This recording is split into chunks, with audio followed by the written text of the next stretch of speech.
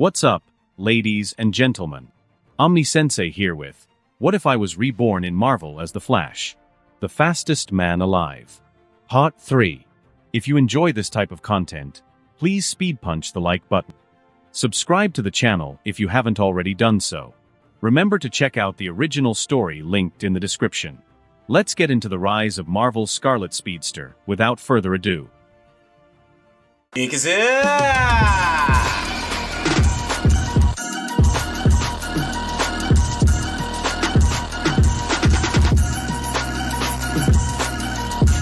The fastest man alive.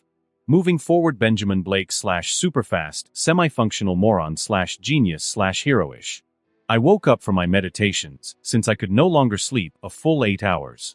Being supercharged with the Speed Force had enhanced all of my senses, so I heard the sounds of light ghostly footsteps around me. Then I opened my eyes from my meditative posture. It was no surprise for me to see Natasha walking by towards the kitchen. She was flexing her fingers back and forth, which led me to believe Natasha was trying to figure out her current situation. With a smile, I sent a bolt of lightning in her direction, although with no surprise to me. The lightning bolt was instantly dodged by Natasha. "Good to see that you're awake, Nat," I spoke while moving to stand under her. "Was that necessary?" she asked me with a frown. "No, but it helped me confirm you had the spider sense reflexive ability." And with that, I reached out towards her to help her down. Natasha frowned at me. Then she jumped down behind me, turned around, and smacked me on the rear. "Yes, well, show and tell is for later. These powers that I have means you're a man of your word. So tell me what's first on the agenda," she asked while going for my secret stash of hot chocolate. Damn, when did she have time to figure out where my stash was? Let's pump the brakes. We can always pile up the bodies later, and it's the first impression you have to worry about right now. First, it's to my place to greet the family, and then to the company, to get you settled in. While we are there, Alfred will scrub you from all known databases. I replied while hip-checking her away from my stash and pushing her towards the coffee maker. "Taking me home to meet the parents already?" Natasha asked while raising a single eyebrow with a smile on her face. "Not like that, just an introduction," I replied, rolling my eyes at her. "I spent the night in your bed, and here I thought that little ol' me was finally landing a multi-billionaire," Natasha quipped while she started the coffee machine. I could only shake my head at that. "Enough play, tell me, how are you feeling?" I asked, raising my eyebrow at her.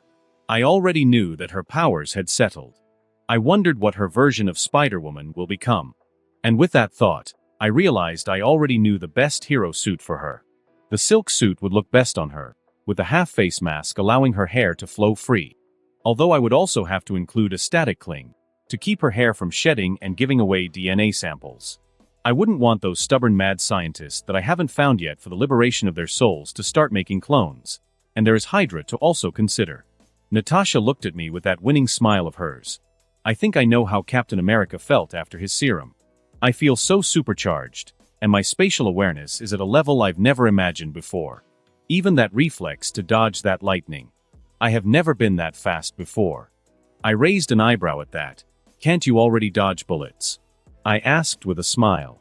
That's from extensive training to being able to predict movement patterns and how someone will react. These powers change everything. Natasha replied while pouring a cup of coffee for herself, while I had a hot chocolate for my stash. "Spider senses," I spoke up. "Spider what now?" "That's what you called my dodge from earlier," she asked. "Spider senses, it's one of the abilities you gained. That's how you're able to dodge my little lightning bolt. Also, a very overpowered ability once you realize its potential. I'm sure you will be able to exploit it after today. Since you are the Black Widow," I told her while heading for my shower. "And all these abilities came from that spider bite. I mean, how is that possible? And what about your friend that got bit yesterday? Will he have all the same abilities that I have?" Natasha was asking my questions at a mile a minute. That's strange she was never this talkative yesterday or in the movies, but I guess she would show more interest since it does affect her body. "No, the Fates only gave him the standard stuff. What I gave you was a lot more. That particular spider comes with a cloaking ability and bioelectric hand blasts." I replied to her assault of questions. She stopped and raised an eyebrow at me. I wasn't even aware I had these abilities. With that, she gave me a slow smirk. Yeah, I guess I walked right into that one, didn't I? I am faster than you. I told her. Not something a guy should be proud of. She quipped at me. Figuring I had enough, I just ignored her smile and got myself ready for a shower. Natasha never stopped following me around until I stopped at my master bathroom door. When I stood there and looked at her, Natasha only quirked her eyebrows at me and smiled. I know what you're doing, and it won't work. I told her, looking her up and down. And what am I doing exactly? Natasha asked me back with a sweet and innocent tone of voice. Trying to see how much you can get away with tempting me. You're also poking around to see what else I might let slip. And a few other things I can't place or figured out yet. I replied to her and getting a slow, lazy smile out of the red-headed temptress.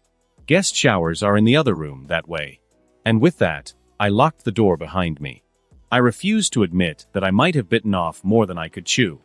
Though, as long as she is loyal, I will figure out some way to live with her brand of teasing.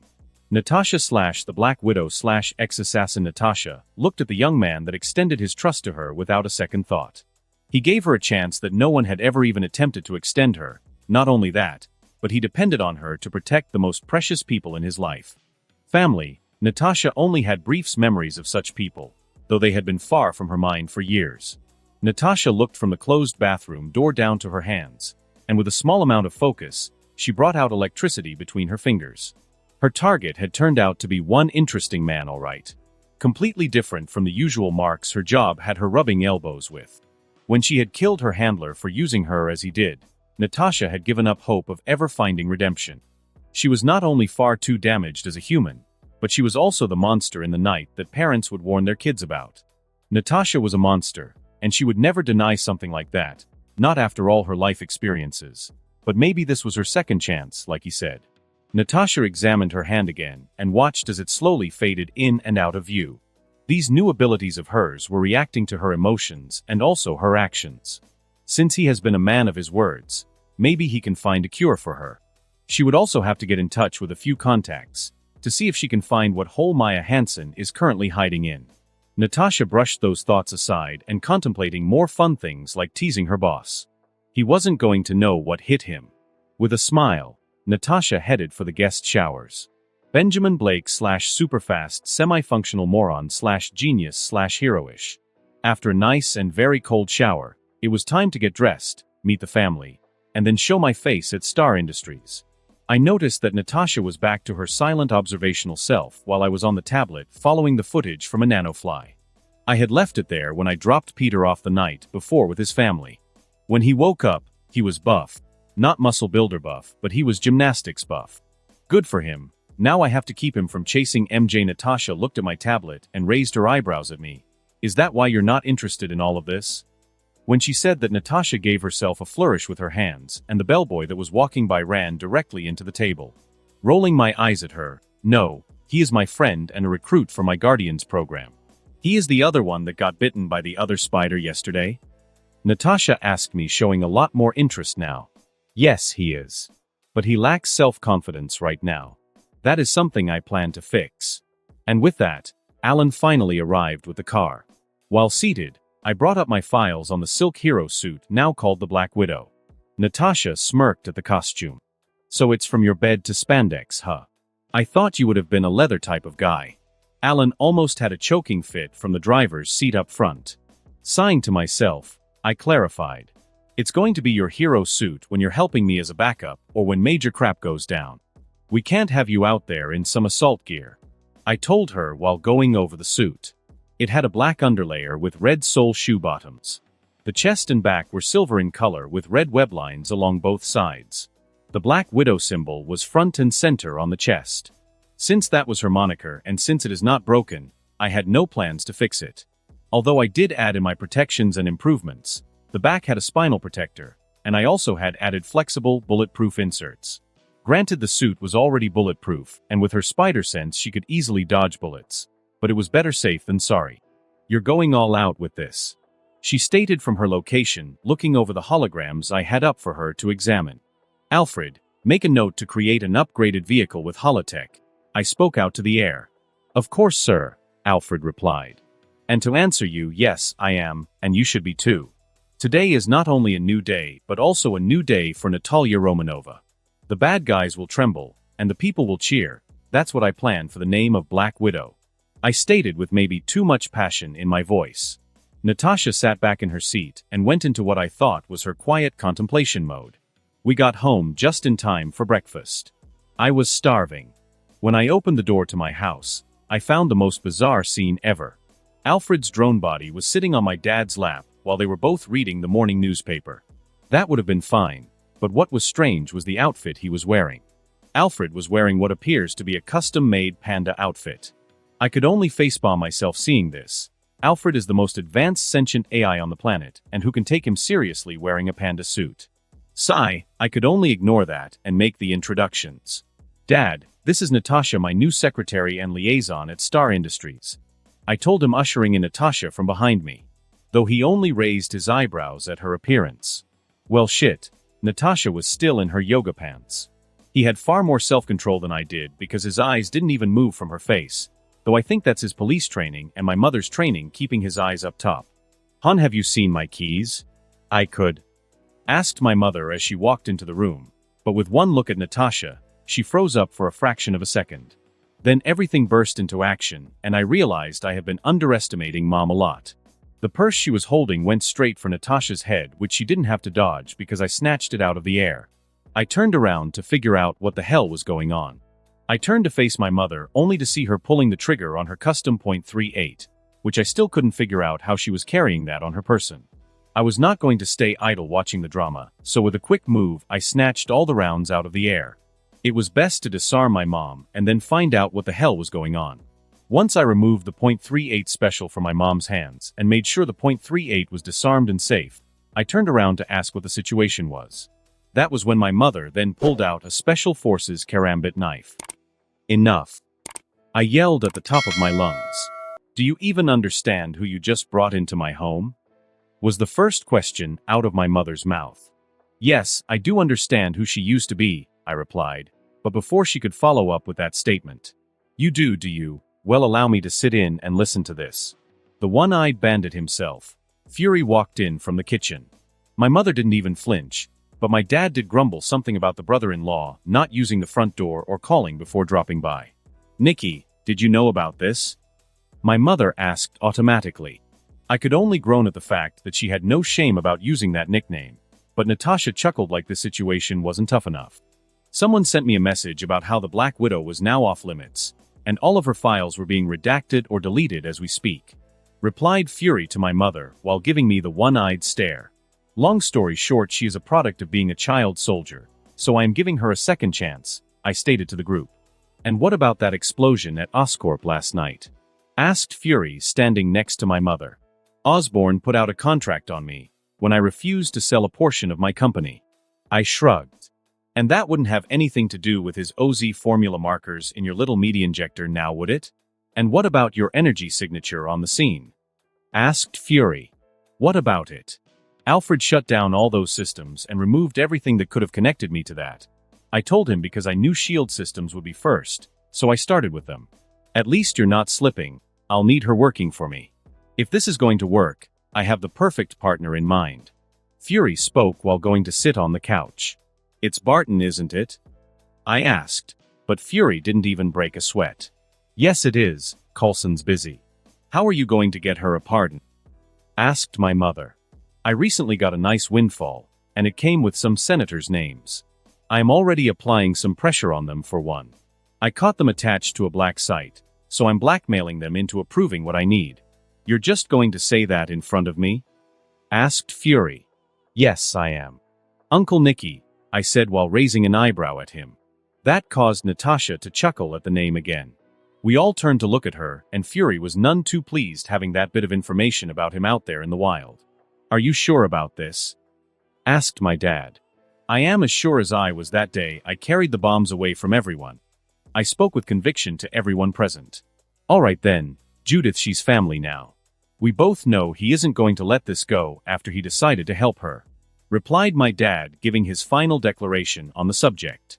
Then he went back to reading his paper with Alfred in his panda suit. Fury got up to go, only leaving behind a statement about how he will get in contact with us when a mission becomes available. I was sure that he was not going to let this go. That man could be stubborn as an ox. The breakfast was surprisingly a pleasant affair. What should have been a somewhat awkward breakfast was peaceful. Although when my dad got up from the table, I heard him whispering to Alfred about trying on my old junior cop outfit from when I was 5.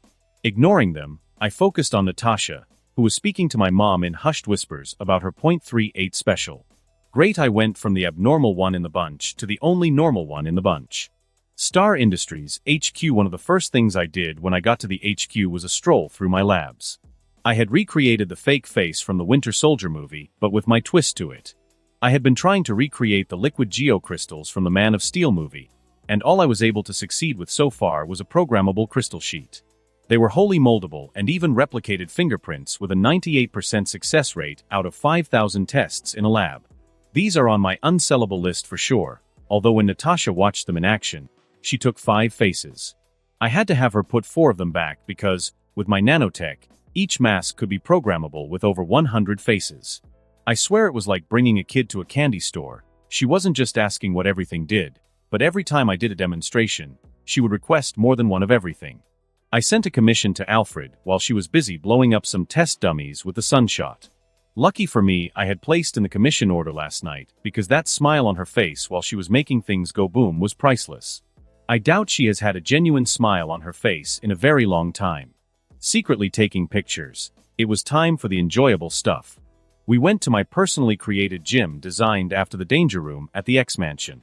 The entire room had a 1-inch thick coating of adamantium, even the panels that held the hidden weaponry. Walking Natasha around the room, I gave her all the information about the place. Hard light constructs the next big breakthrough in my holotech. This was a combination of my nanoswarm and hologram technology. The combination packs a punch or beautiful scenery, depending on what you want them to recreate.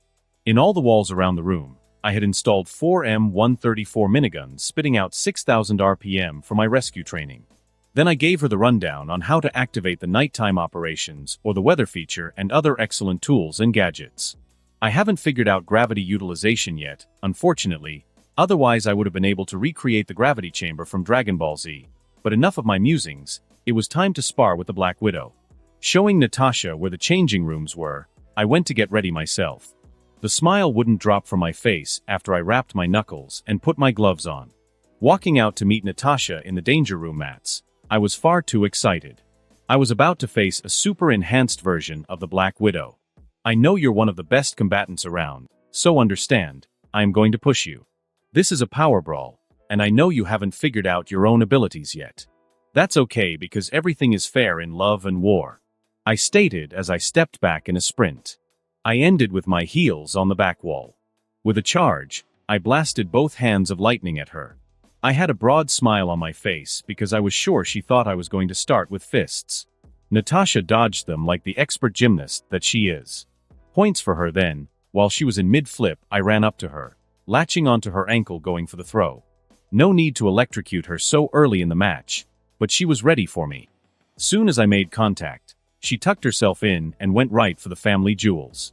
My options were to let her go or take the hit in the holiest of holy crap places. I didn't want to win that badly, so I let her go and retreated to the ceiling hanging from it with my molecular cling. She smiled up at me from my position up on the ceiling. I thought I was the spider, Natasha asked from her position down below. Haha. So you want to play dirty, huh? I couldn't help but ask from my position. Don't dish it if you can't eat it, Natasha stated with a smile. With my smile back, I bolted right towards her, upping my speed some more.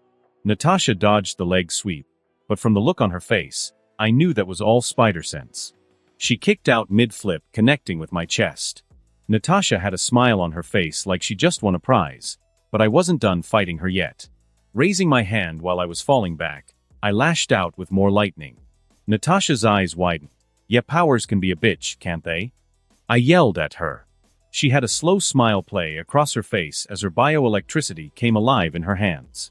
Then she slapped my lightning aside. Yeah, it can suck if you can't use it properly even if you're gifted. She replied to me. I knew that was a dig at my manhood, but I wasn't going to be manipulated into a full-on fight. I was positive she was weak in a power duel, but as soon as I get close enough, her spider sense was going to help her cheat even more. Oh, this was going to be fun. So with a smile, I stepped out of myself 6 different times. Natasha frowned when she realized she was going to be facing 6 of my speed clones. I wasn't going to have them do anything fancy. Only fight so that I can watch how she moves. I watched as Natasha frowned and went to work on the Force clones. She never backed down once. Natasha replicated my move, holding the lightning in her multiple hands. Then each clone that came in her reach was getting a smashing lightning fist. She slid from the back of a clone to up and around his neck, then snapped it with her thighs, all the while smiling at me. Granted, it was obvious which one I was since I was casually posted up against the wall. That smile of hers ignited the cheater in me. So of course I boosted all the clones. I even had 2 sprout my 6-arm Buddha move. The fight picked up pace from then on. Natasha was no longer fighting on a 2-dimensional field. My clones forced her up the wall, even onto the ceiling. I was itching for more, so I charged right in while she was on the ceiling. With the other clones dissipated, it was only Natasha and me now. I charged right at her from her blind side, but her spider sense helped her evade under me. While I was heading over her, I rotated and dropped a heel kick towards her. Natasha took the kick to grab my extended leg and blasted me point-blank range with her bioelectric blasts. For a split second, there was a small tingle in the back of my head, but I ignored that to yank my foot away before she could move her way up to my knee. We stood apart, separated for a moment, sharing smiles for the enjoyable match we were having. With a wink, I brought out my own 6-arm constructs, which caused her to frown. Haha. Versatility is the spice of life, Natasha. Then I took a deep breath and let it rain lightning in the danger room.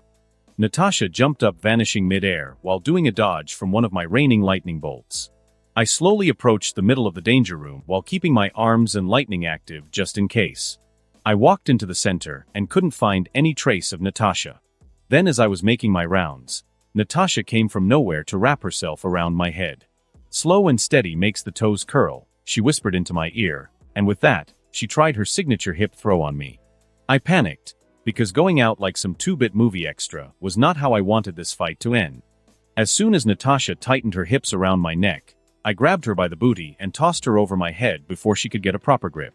Natasha was ready for me though, because her arms came around my waist while her legs wrapped around my neck like a vice. So I cheated again. I went right for the thigh meat. I bite down hard on Natasha's inner thigh. She screamed and released her hold around my head, but not without her revenge. Natasha took a bite right out of my back before we separated.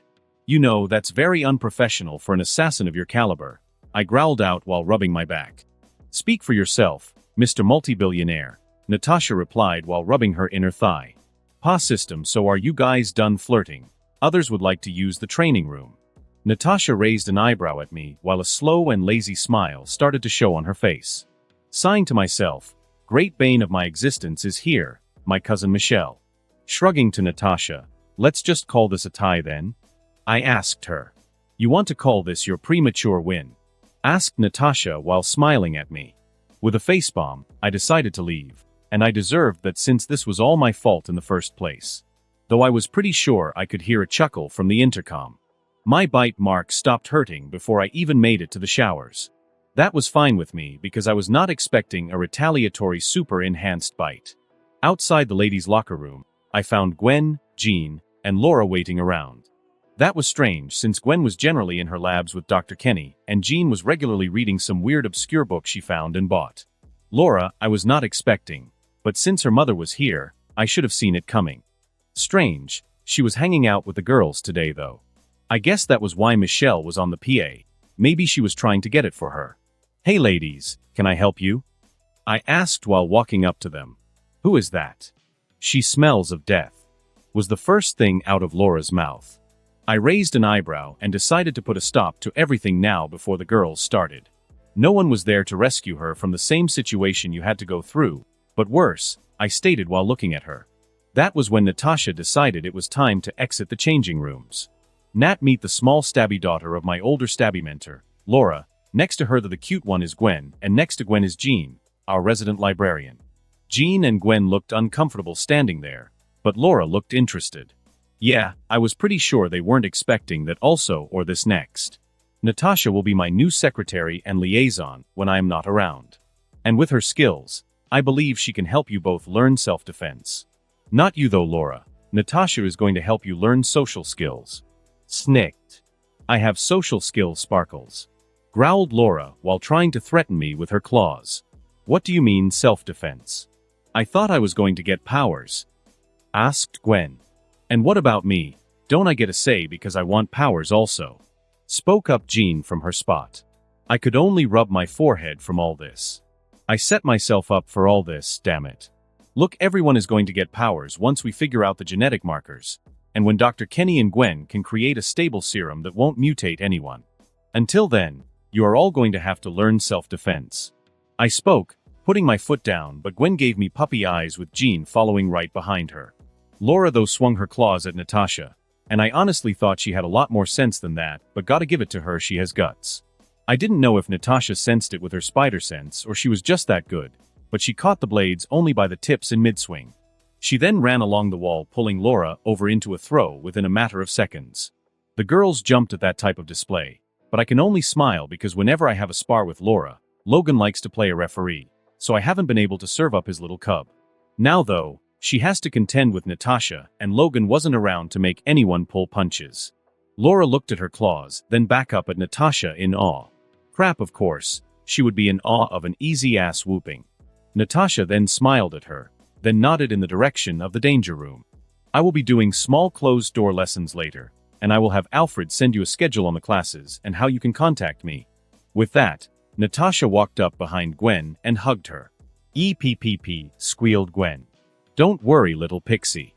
I will take excellent care of you. I notice that you and Red here have dancer's legs. I know a few moves you might like." Natasha spoke to Gwen while also putting her arms around Jean and pulling her in. I laughed at the deer in the headlights look that Jean and Gwen were wearing. I wasn't about to put my 2 cents in between them, because I knew Natasha was only having her fun messing with them. It was time for me to take my leave and commit some insider trading. With one last look at them, Natasha winked at me, but I already knew what she was up to because Laura had a frown on her face. I knew she wanted to be a part of the group hug, but she didn't know how to convey that. That wasn't my wheelhouse, so I just left Natasha to her own devices. With Natasha's gear commissioned, I needed to write up the 2 main targets for her to locate for me.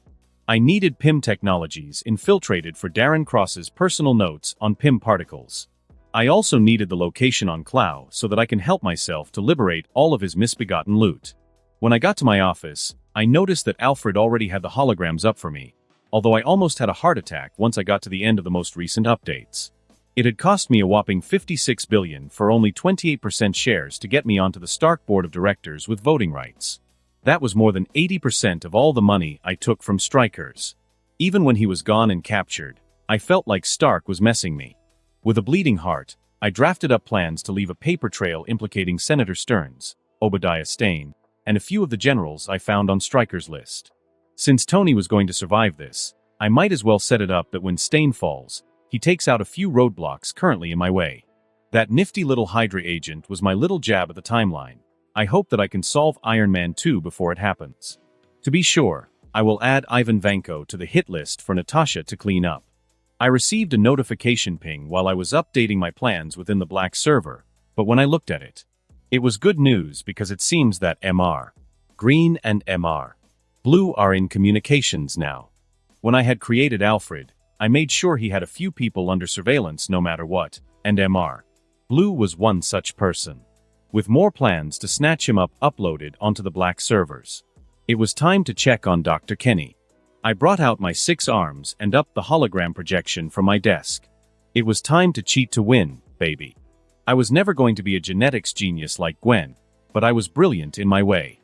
With my arms and vastly superior processing speeds, I went through petabytes upon petabytes of data on the OZ spiders that were dropped off last night. I found the genetic markers for strength, speed, and reflexes.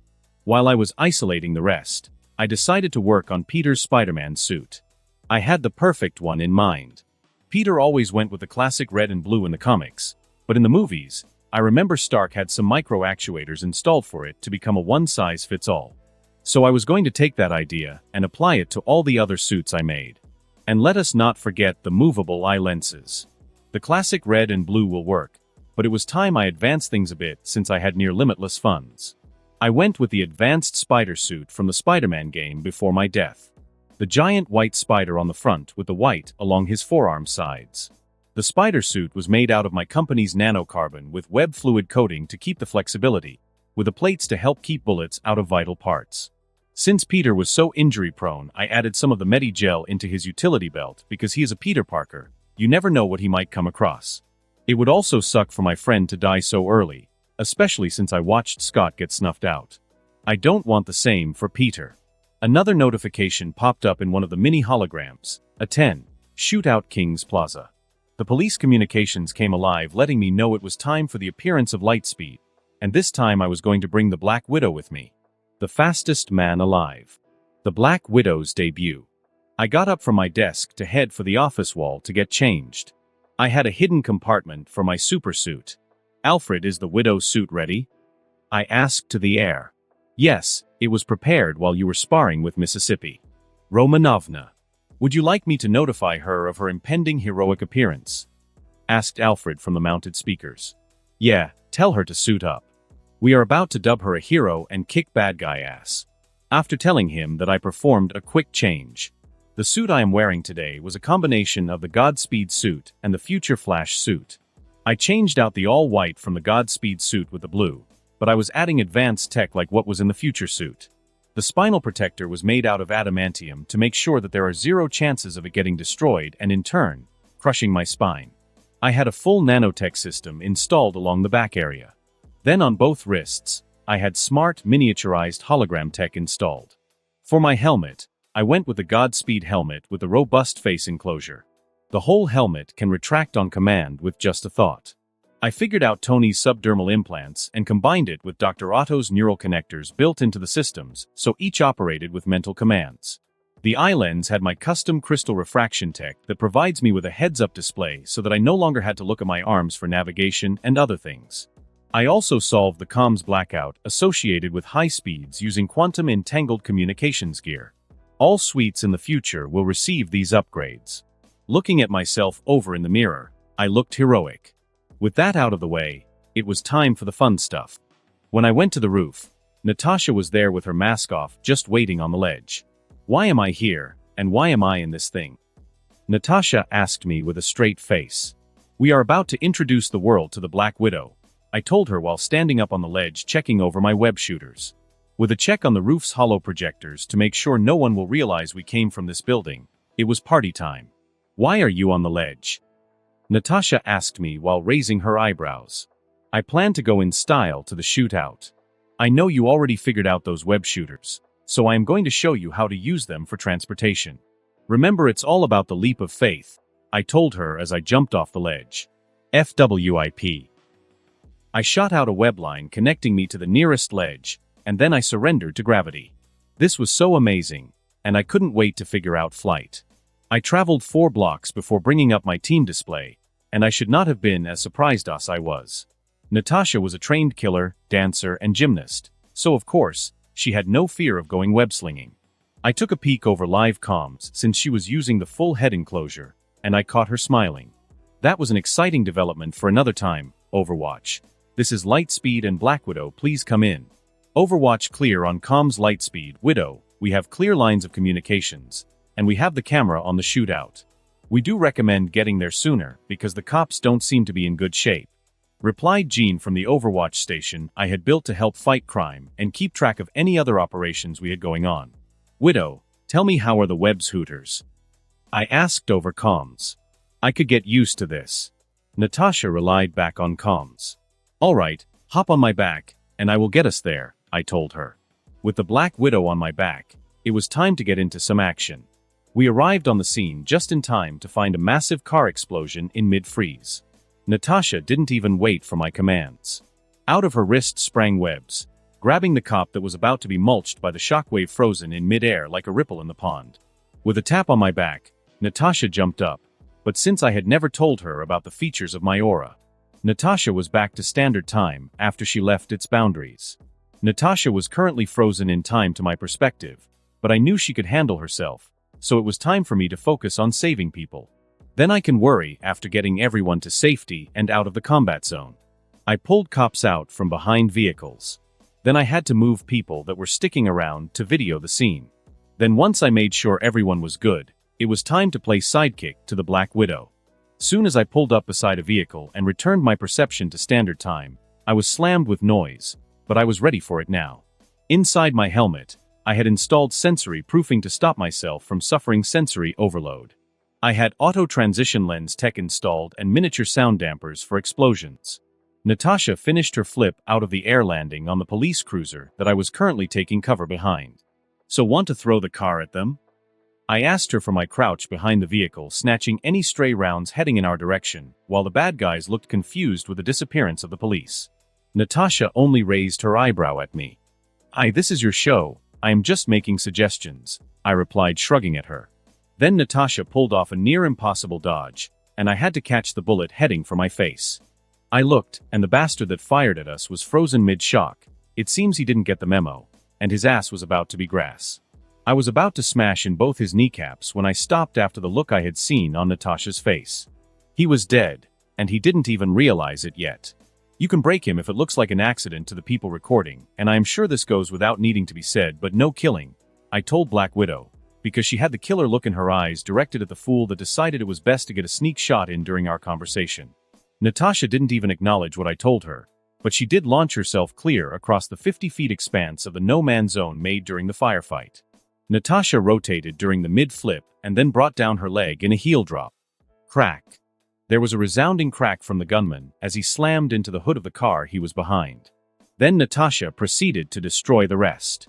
As Natasha was in a roundhouse kicking another while webbing up one more, I decided to gather up the weapons. As I picked up the last AK-47, I turned around to see the first guy she smacked down getting back up. I was about to approach him and deliver a judo chop to the back of his neck when I noticed Natasha shook her head in my direction. Natasha did a roll, then came upon him with a palm slam directed towards his knee. Crack. His leg went out at a very awkward angle, then Natasha followed with a palm strike uppercut. With that move, his head slammed back into the car, and he was down and out. Natasha proceeded to web up the rest, then turned to me and shrugged. Well, that was easy. Since everyone was taken care of, it was time to make sure the cops were okay. The cops were grateful that we came to the rescue. Although the male cops were giving Natasha a scared look, the two lady officers were eating it up with a female hero out helping. We left as we heard the paramedic sirens, but Natasha refused a ride back to the HQ. She wanted to try out her web shooters some more with swinging through the city. That was fine though, because I found the girls were immediately Team Black Widow and I got overlooked somehow. I make all the toys, the money, and set everything up, but as soon as a lady hero shows up, I am the second fiddle, go figure. No, I really wasn't feeling salty at all, not one bit. After checking the comms to hear the girls talking up Natasha on some more crime in progress, it was time for me to make my moves. Alfred has files on the mayor and governor doing some shady deals, but what got me excited was the photos of the DA at some pony house getting his cheeks blown out by some big hairy guy. These photos were next level graphic, and I had Alfred self-destruct the nanoflies on principle. They were in the same room as the DA taking a 13-inch pole up the rear and then throating the thing. Yeah, it was a waste, but I didn't want to look at those things and bring back up that scene in my mind. The last I checked, he was happily married and was not out of the closet, so this was a nice in for blackmail. I want my hero team legal in the city of New York and not ride this odd gray area we had with the city's authorities. The city's DA was on his private boat heading out to go fishing, so this was the perfect time to get to him and have him agree to my plans. Before I could make that pit stop and get the DA to agree to some new rules, I made a stop back at base to pick up a blackout unit. With my tools in hand, I followed the GPS tracking I had on the DA, although Natasha was disappointed about not coming with me for something like this. I told Natasha to enjoy being the female hero because I will have her blackmail the rest later. I found the DA with his autopilot on heading out of the bay. With a quick check around to make sure no one had us under surveillance, it was time to make my move. With a toss, I sent some miniature override dampers to take over controls and keep the Coast Guard off our tail for a while. The first move the DA did was run for his radio to make a call. Well, I'll be damned, he was super skittish, and that might bite me in the ass later. Now I had to make plans to remove him once I can find a suitable replacement. With a sigh, I just sat in his captain's seat while he was freaking out. This was an excellent boat, and I was surprised he was piloting this all on his own, but I wasn't so impressed with the DA. He was a pasty-faced large Latino guy that has to be in his mid-50s. He wasn't overweight or anything, but he was balding on the top. Ignoring his crying, I brought out the video of him being bent over a table while his big bear of a boyfriend plowed his bastard to seventh heaven. The look the DA gave me was one of pure horror, and I knew I had him. So ready to stop crying and listen to my demands? I asked from my seat. Please, where did you get that? Asked the DA, crying. Don't worry about where it came from, just worry about the footage that I have. I told him, bringing up another video where he was getting triple-teamed by 3 big guys. I had to shudder at that because I couldn't even fathom how he was taking 2 up the back while sucking down a third. The guy had massive amounts of talent, at least. Here's what I need from you to make sure that this footage doesn't see the light of day, I told him while sending away the video. The mayor and governor will be contacting you about a project with details of a hero group going around helping the police force. You're going to be all for it and suggest making them a special task force under civilian oversight to make it legal, as well as protect the city from lawsuits. Star Industries will be your oversight group. In return, this video goes in a deep dark hole, and you will have more legal authority in your prosecutions, helping you to keep your percentages up. That seems fair to me, and no one will be able to witness your impressive skills. I wonder how your kids in high school will feel watching their father spread eagle for a team to go to town on him. When I said that, I brought out the other video of him in front of a line of guys waiting their turn for his ass. The DA had decided to wear a mask in this one, but I had the whole footage of him driving there and getting ready. I did not need to kink shame him since he was a trooper taking over 15 guys in one round, but damn, I had to give him his props on this one. When I brought up the video, he broke down crying, and that made the whole situation awkward. The man had sprouted a woody while watching the videos, and that left me speechless. Now, I felt like the bad guy in this situation, but I had to brush such feelings aside. This needed to be done so that I could have the top players in my hands. There was no way I was going to pay these bastards off when I could just blackmail them with their darkest secrets. I'll agree to it, just don't release these please, I'll be ruined, squeaked the DA. Nah, big chief, that bastard is already ruined, but as long as you play ball when I come calling, you're in the clear to do what you like to do best. Like getting those ass cheeks of yours blown out. And your wife won't get a video, and she won't divorce you. I told him as I prepared myself to leave. You're just going to leave just like that? The DA asked. Yeah, I already got my agreement, so there is no reason for me to make more demands of you. And with that, I was gone back towards the city. While I was heading back towards base, Alfred pinged my comms with a location that Psylocke appeared at fighting some 6-armed ninja lady. That was surprising because I thought she was going to stay off the radar longer, so I couldn't find her. Now that I had her location, I wasn't about to let her escape me again. I sent Natasha the information on the governor and the mayor and made my way towards Taiwan. I needed to get information Psylocke had on the meta hunters and how she came in contact with them. There was also my little payback to have. I doubt she was going to survive past today. With the thought of her being in that base willingly, I took a hard step, blasting water up into a huge wave. I blasted myself up into the air, heading for where she was fighting, who I would guess would be Spiral. There were no other 6-armed metahumans that I knew of other than myself. Taiwan. I followed the markers on my HUD, and it showed that this was the current location of Psylocke when a massive explosion went off near the shipyard's docks. When I looked in that direction, red blips started to pop up on my HUD as Alfred was notifying me about cameras getting destroyed in that general location. That had to be the location where they were having their showdown, because there was no way I ran out here and she gets killed while I was here. When I got down to the street level, I found the ladies in a tangled heap with blades flashing in the light. Spiral had 4 blades in each hand and 2 more on her upper arms. Psylocke, on the other hand, was fighting with her katana and charged sword in the other hand. It didn't look like any side was going to win this fight. With a mental command for the entire area to be blacked out, I made my move, and since Psylocke got me last time, this was my turn for revenge. Neither of them saw me coming. I deflected Spiral's sword mid-swing, heading for Psylocke's neck while turning around and slamming my shoulder into Psylocke's chest, sending her flying. Spiral had snow-white hair and looked like a more muscular-built version of Lacey K, the Instagram model before my death. Spiral was wearing what seemed like an all-black tactical suit with a large white X on the front. Around her calves she had some white-looking leg warmers. On her knees were diamond-shaped knee pads. Each of her 6 arms had a black sleeve with silver marks at each of her elbow locations. While I was checking her out, Spiral decided to swing her swords at me. Since I was a gentleman and liked fair fights, I brought out my other 4 arms and blasted lightning down each of the blades. Where I thought she would have dropped her swords, Spiral gritted her teeth and pushed through the pain.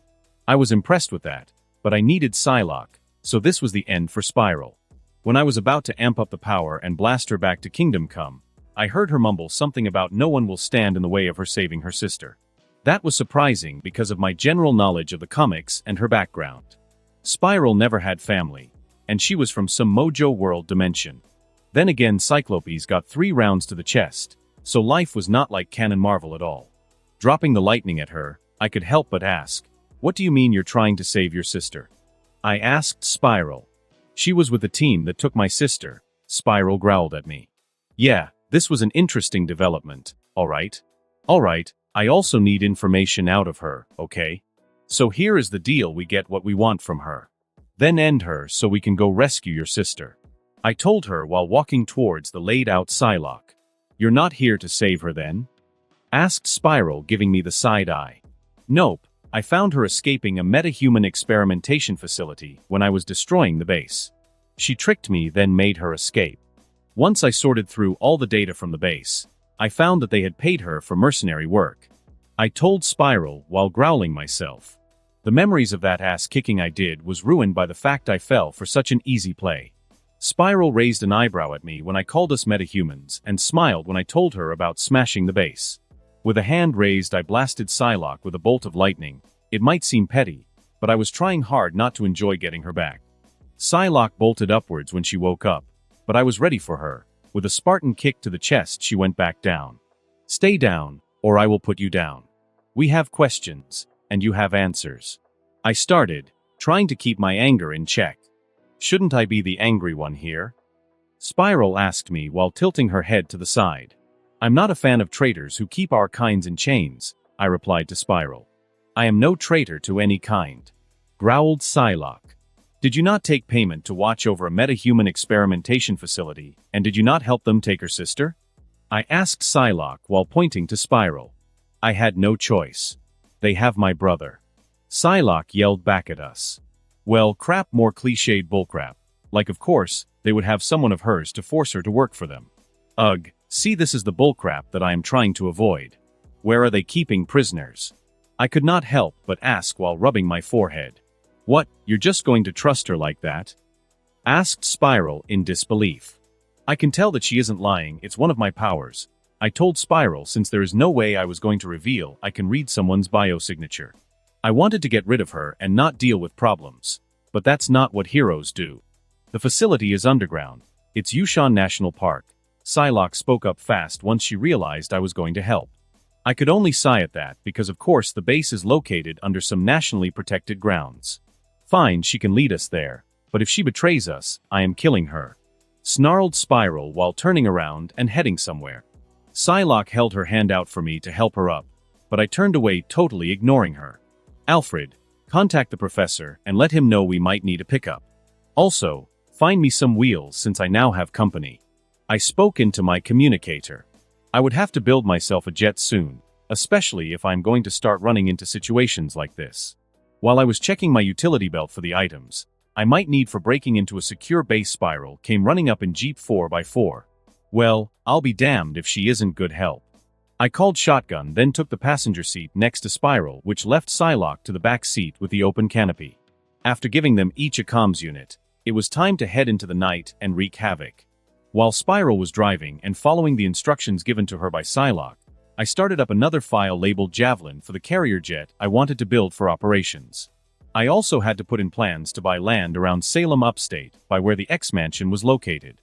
Then I also drew up plans and made Alfred contact the town's sheriff, with the thoughts in mind to make it not only the most advanced town in the world, but also one of my bases of operations.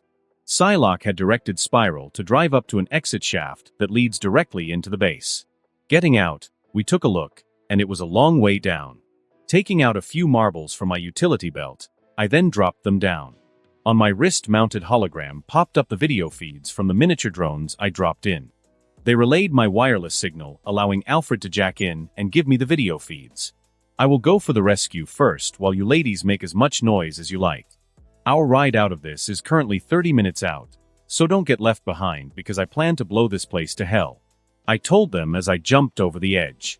It was time to be a hero, so I had to put aside all my issues with working with Psylocke. I hit the floor running since I could absorb and send anything I wanted into the Speed Force. That means the landing caused me no damage at all. When I got to the secure cells, I found 6 people in select containment units and at least 20 more in a cell that was far too small to fit all of them. Using a few ice pellets, I froze over all the locks before breaking them. I found one girl in what could only be described as a metal prison. These sick bastards had fashioned an Iron Maiden into a containment cell just for her. It also turned out that she was the sister to Spiral and that Psylocke's brother was okay.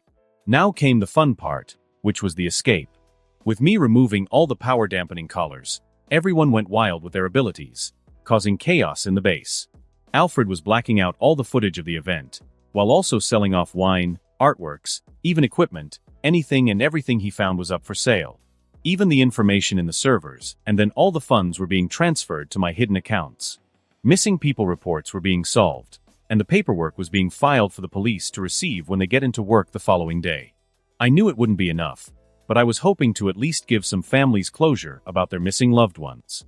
With Alfred taking care of the things I didn't want to be bothered with, I turned my focus on more important things, like our escape and the incoming X-Jet.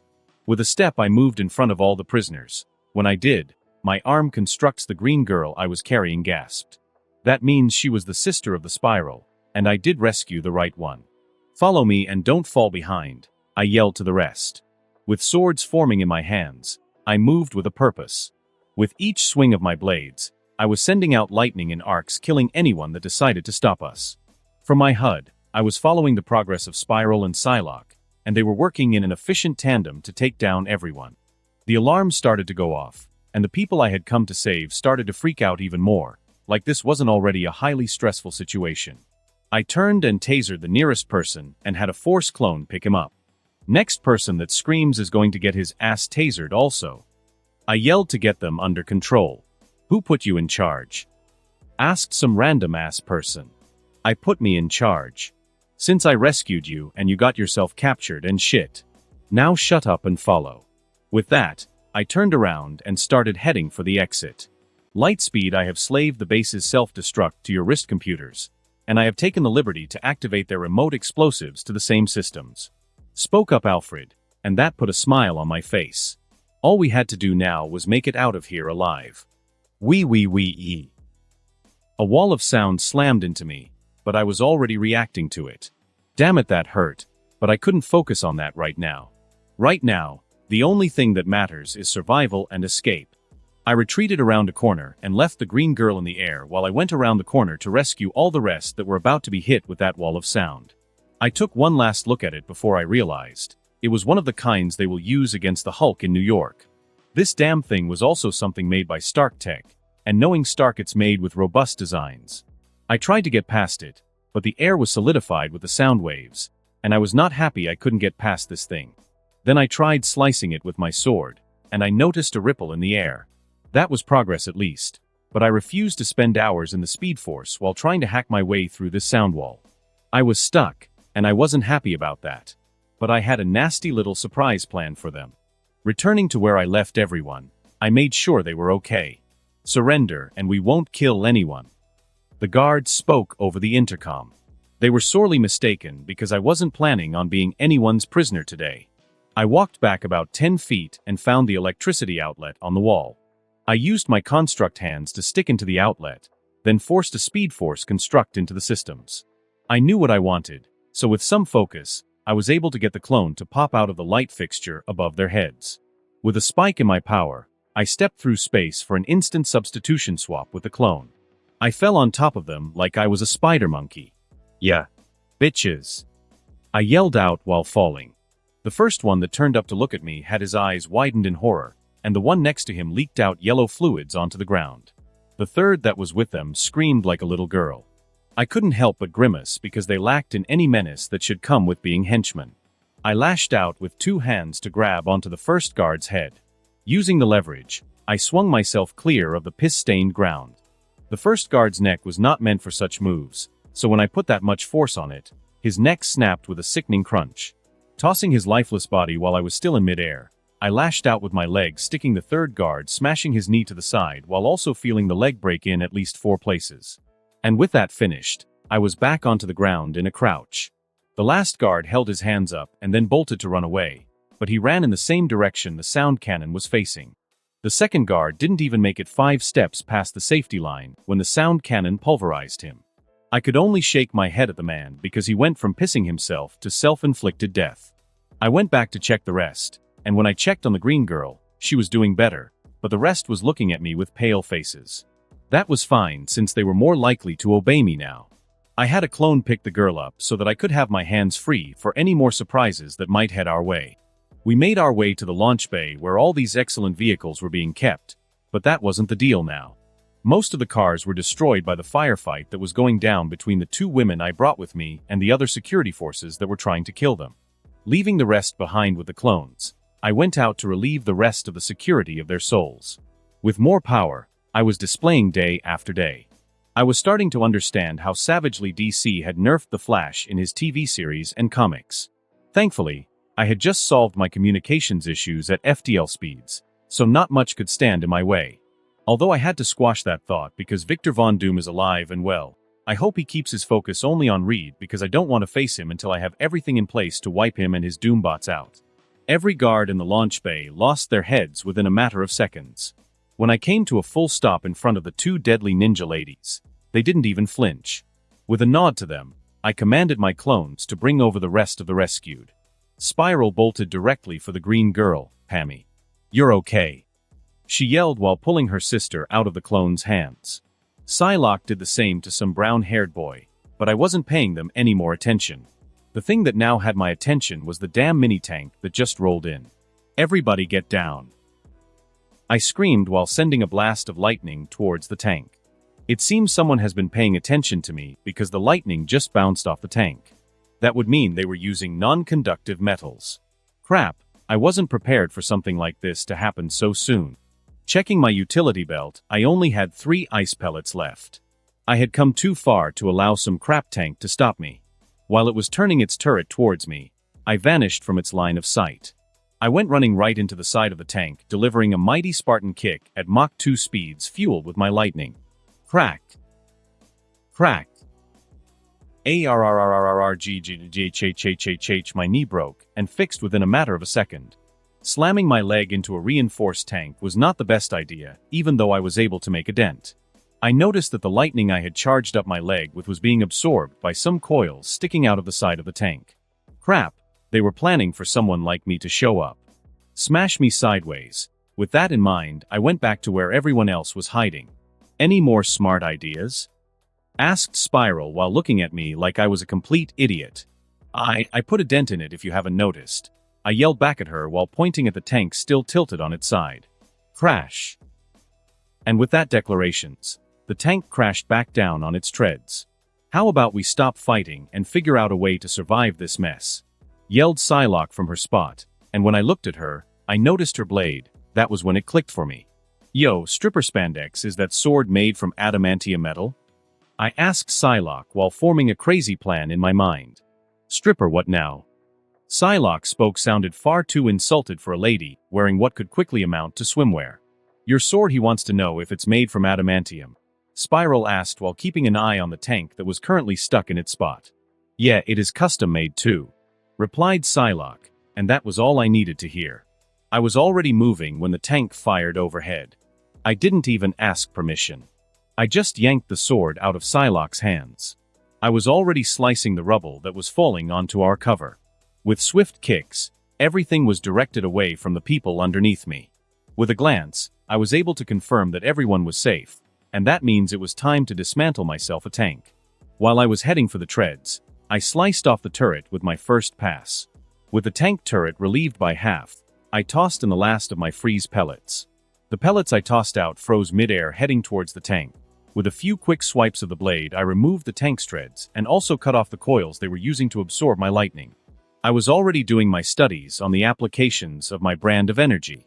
Then there were my black server studies into synthesizing a speed particle for powering the truly crazy ideas I had. With the coils in hand, I finished dismantling the tank by carving out a chunk from the engine. Once I returned to my location, everyone jumped from the debris falling around us.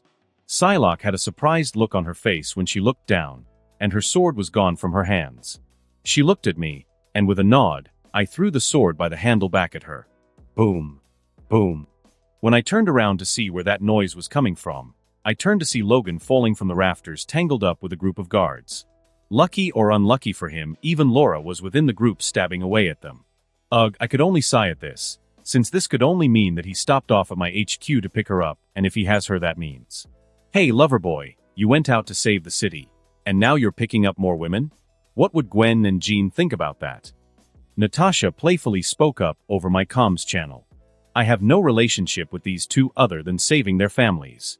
So don't spread that around. I replied to Natasha. So you wouldn't mind if I hire these two then?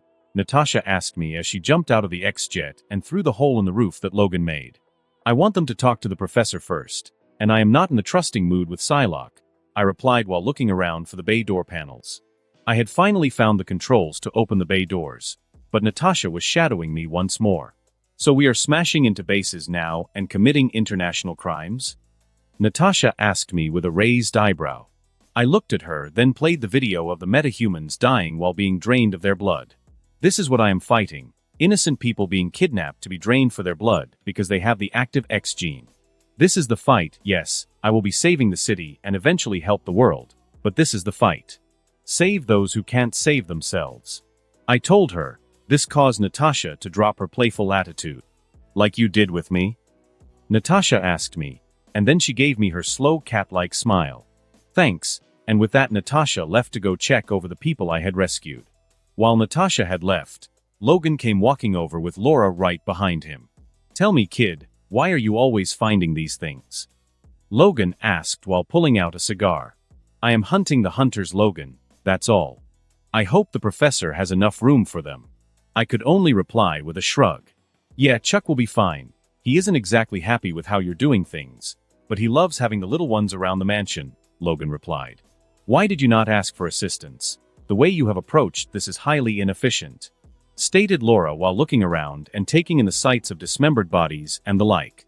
No plan survives contact with the enemy, so I like to keep myself flexible. Also, I was halfway around the world when I got the information. So I made the call and stuck with it. I told the brooding teenager. Hanks is in the jet, and so is O, so let's get this show on the road, Logan grunted to the both of us. We all piled into the X-Jet when I noticed that Natasha was back being my shadow with a sickly sweet smile on her face. Just the look alone sent a shudder down my spine because it was clear she was up to no good. I had the big red button up and ready to press when I had noticed the look she was giving me. What is it? I couldn't help my curiosity. I need a couple million to form a team, Natasha stated while she kept up that smile of hers. A few million isn't so bad. Not when I was able to refill half the funds I had spent on Stark stocks.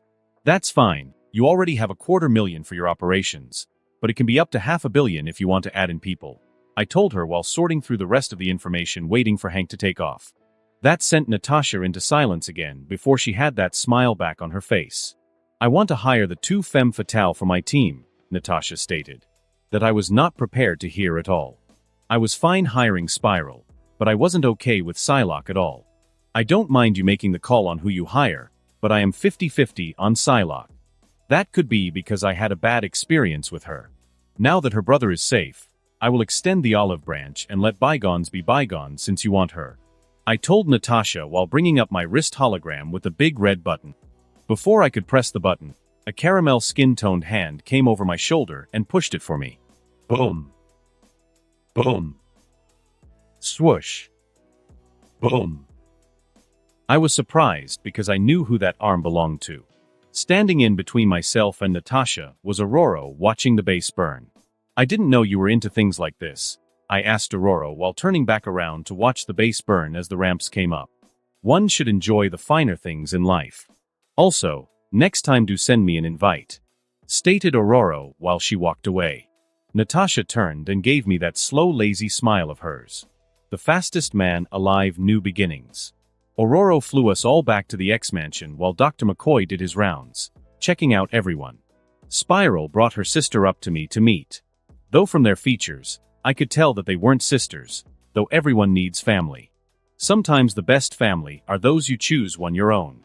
When Spiral's sister came closer, though I was struck with 2 separate impressions of her.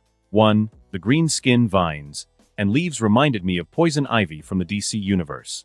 The other would be that she reminded me of a red-headed niece Wadehofer, and that was in itself a crazy hot and dangerous combination. I was also right in my assessment because she had the same powers as Poison Ivy from DC, but that was cool. The world could always do with more green. When we arrived at the X-Mansion, the professor welcomed everyone with open arms like he always does, but I wasn't going to stick around. Natasha had her privacy with her demons, and I didn't need him to be aware of them or what she might have discovered within my black servers.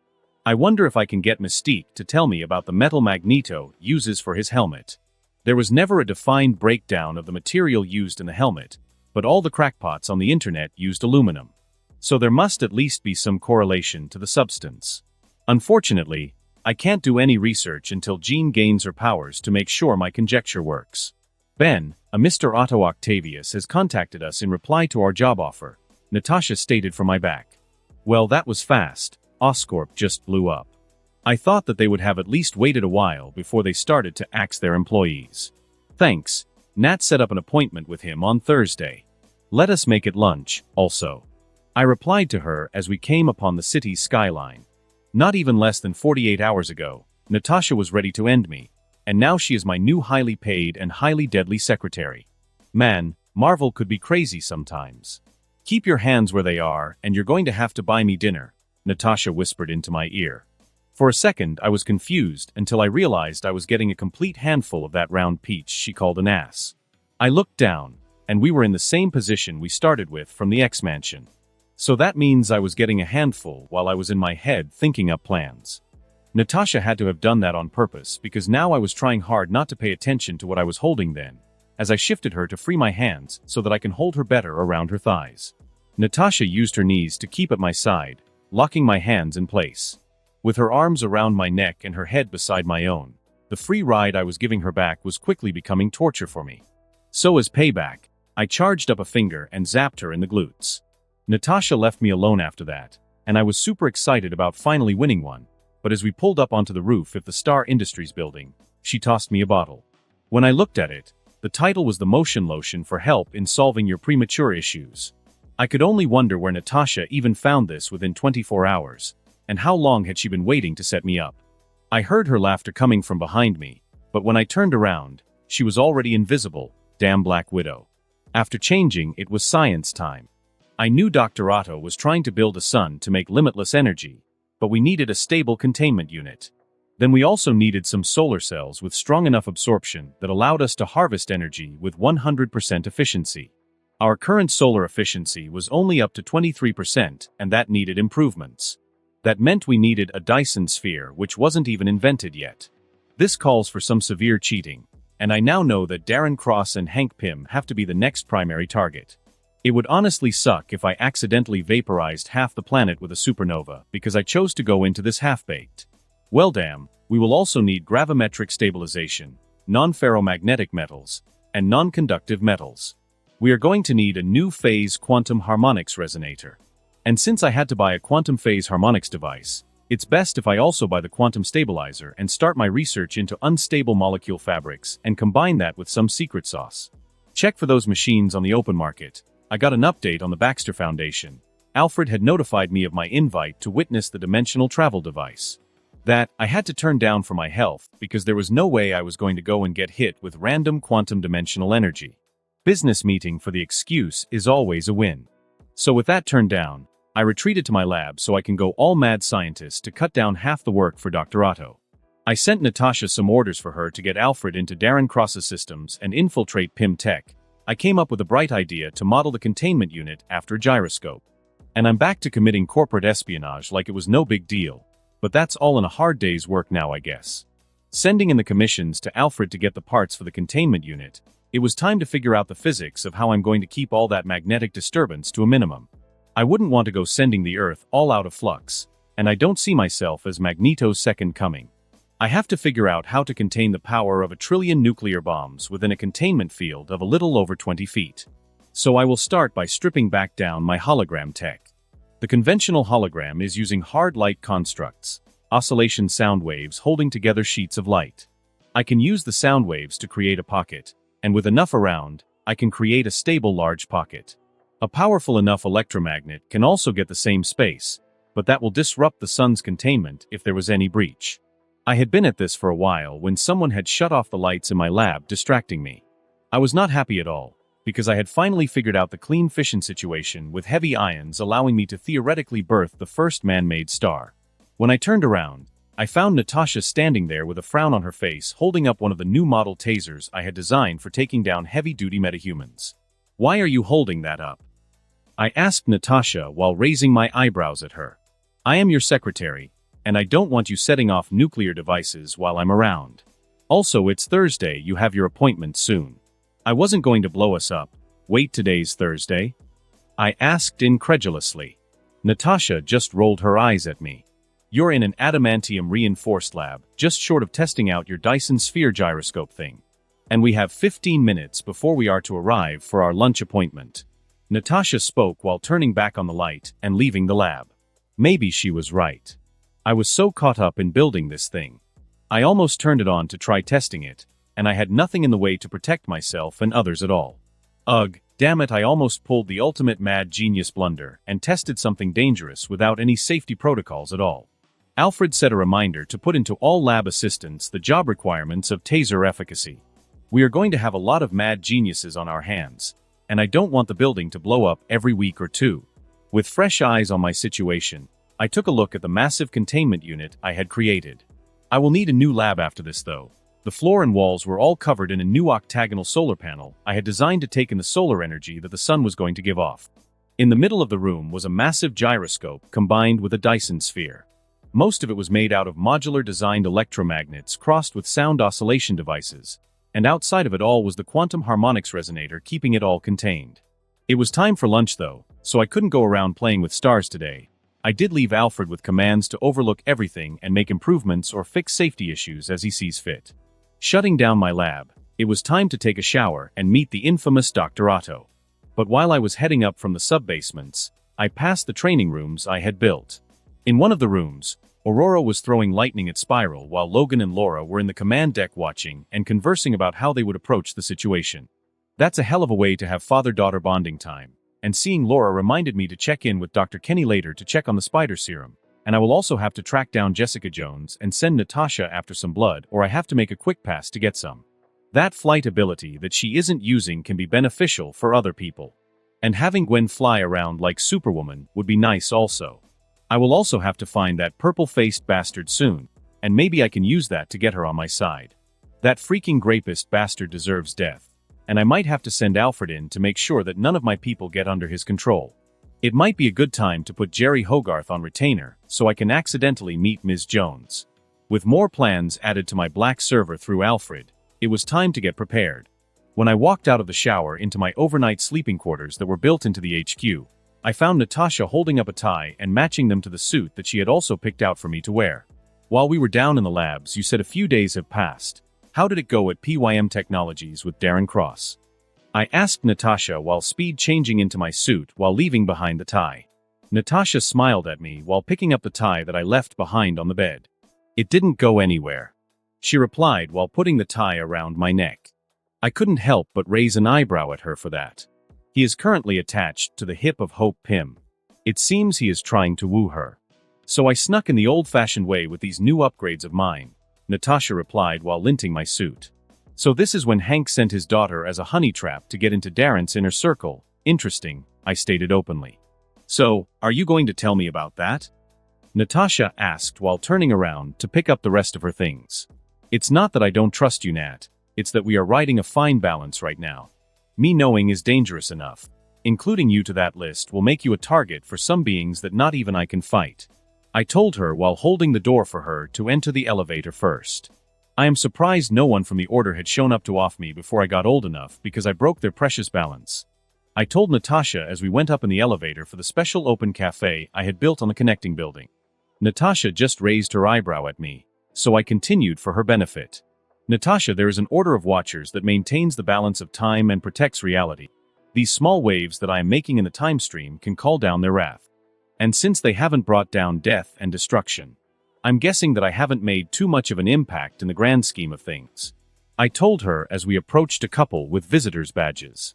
The couple looked just like Alfred Molina and Dr. Otto and Rosalie Octavius from Spider-Man 2. Man, it was just amazing to meet another legend. After we made our way to our table, we had a nice small lunch, and with the small talk out of the way, it was now time for the real business to start. So tell me, Otto, are you here for a change of scenery, or are you finally taking that job offer that I made not too long ago? Or could this be your attempt to escape that nasty board of directors over at Oscorp? I asked him while chuckling at the look on his face. Take it as no insult, Otto. I want to understand where we stand. The board of directors would like to sell my life's work to keep Oscorp afloat. Stark has his arc reactor, but no one else is in the field of renewable energy. You have been the only one that has approached me within the last 20 years about my research. I promise it is viable, and I only need resources to prove that, spoke up Otto with the look of a desperate man. Now I could see what drove him to do what he did in the Spider-Man 2 movies. I had to feign the thinking it over part.